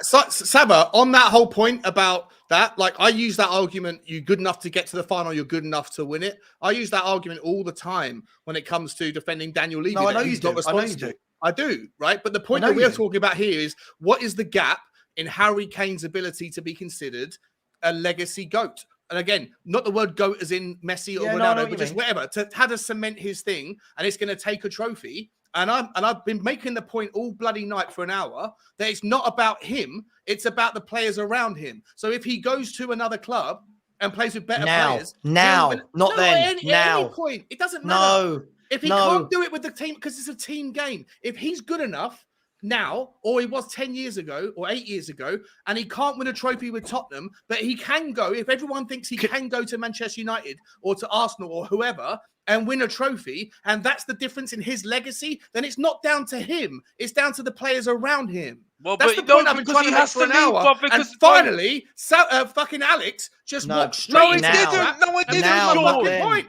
And that's it. And back to Sava to dig himself another hole. No, I didn't, Stav. No, I didn't, Sean. You know I didn't, Sean. He's been here. How many years at Tottenham? How many years has he been at Kuva? Sure, Kuva, Sava, help me out. How long has he been at Tottenham? I can't wait to clip this up tomorrow. I cannot wait. Alex, do you know what, right? Do you know what? I agree with Sean. I agree now. Now I don't expect Kane to be winning any trophies with Spurs. I did with England in the World Cup. I thought he was crap. If I'm honest, I thought he was crap in the World Cup again. The moment he comes up against a top team like France, where's Kane? Right? Can't say he's around bad players. England have got a very good squad, a very, very, very, very good squad. Right? But what you will see is games like tonight. You will see Kane going bang, goal against a crap Ukraine team. Cool. All right, great. You just flip flop, Sab, by saying you agree with Sean. No, but because the thing is, two things can be true at once. I agree with you now. Now Kane needs to leave. But you can't say that the entirety of his career, he would have had to have left to win a trophy. That team under Poch especially, there were multiple FA Cup semi-finals, League Cup semis, League Cup finals, Champions League finals. And unfortunately, they're the moments when the big player stands up. That's what separates Ronaldo, Messi, Mbappe, Ibrahimovic. These people, you were saying Drogba did earlier it. that it's a trophy that's going to cement his legacy. Yep. That's what I've just said. I'm still saying that. So I'm saying that he, and we're still saying it. But it's nothing to do with Harry Kane. He leaves and goes to Bayern Munich, wins a trophy. It's not because it's nothing about him has changed. It's because the surrounding environment has changed. The environment now. This is just the harsh reality of sport. At the end of the day, if you don't lift a trophy, you're a loser. Just quickly to press pause. Say that again, Kuva. Say that again, Kuva. If you don't say that again, Kuva. Say that again, Kuva. He said if you don't lift the trophy, you're a loser. Kuva. No, Kuva. From Kuva's mouth. What did you just say, Kuva? Yeah, if you don't win a trophy, you're a loser. That's the harsh reality. Thank you very much. People in the comments having a go at me, telling me that I'm a loser. What did I say? What did I say? Mr. Box Office talks the truth again. 5G done. Whoa. The shouting in my ear is killing me. United Red Army keeps going after me about like. Okay, I will. In one What's going second, on with I want to wrap up the show in 5 minutes, by the way. I just want to do this. All right. I just want to show everybody this.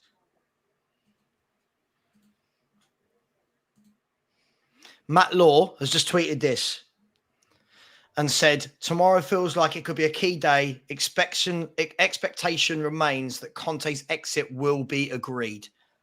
He's just put that out 4 minutes ago, and Matt Law is very, very reliable. Wow. Good. So I'm just Bye-bye, to put that Conte. See ya. Thanks for the fucking memories. Don't let the door hit you on the way out, you greedy prick. Can't stand him. Do you think Nagelsmann, Nagelsmann's Julian Nagelsmann to you, Alex. Nagelsmann's in the talks? Do you know what? All I've learned tonight is this. This is all I've learned. This is all I've learned. All I've learned. Listen, you might not like it, but you walked into my trap. You all did. Fair enough. The great fabricator. I like that. Listen, guys, I do want to wrap up the show in the next couple of minutes, because otherwise it ends up being like 4 or 5 hours worth of just lots of debating. And listen, I'm not doing that. Listen, it's been a good debate. It's good fun. At the end of the day, who knows? We could still win the league. It's mathematically possible, as we worked out yesterday. It is mathematically possible. We can win it. Isn't that right, Kuva? Until we can't, we can. That's right. There we go. The Uno is on. Yeah. So, listen, has anyone got any last... Oh, I can't believe I'm going to ask this. Anyone got any last comments before we wrap up the show? Kuva, I'll start with you. What a waste of a few hours. No, it does matter. End of the day, all arguments stop as soon as players start winning trophies. There comes that point where you just go, look, they won shit. This is why I think it is relevant saying about Messi, because there was a doubt about him until the World Cup was lifted. Doesn't matter if it was him that got them there or whether it's the team did. The fact is, it's there on his CV. That does change things. That defines your career as being you've won things, and Kane hasn't done it, unfortunately. If Kane does do it, and it's not at this club, he's at least proved that he is a winner, because he will have got that silverware, whatever it is. It's criminal that he hasn't done it with us. It really is. It's really heartbreaking, but could be the way it goes, unfortunately. Yeah, listen, lots of people sticking up for Sean and for me or Alex. So look, again, it's the same as anything at Tottenham. Every conversation at Tottenham, right? Our fans are so bloody divided. Can I just say this? Go and finish. I was just going to say, one day we'll be like Man City, and the only debates we'll be having is whether or not we should have started Foden or started Grealish on the left-hand side in a game where we won 7-0.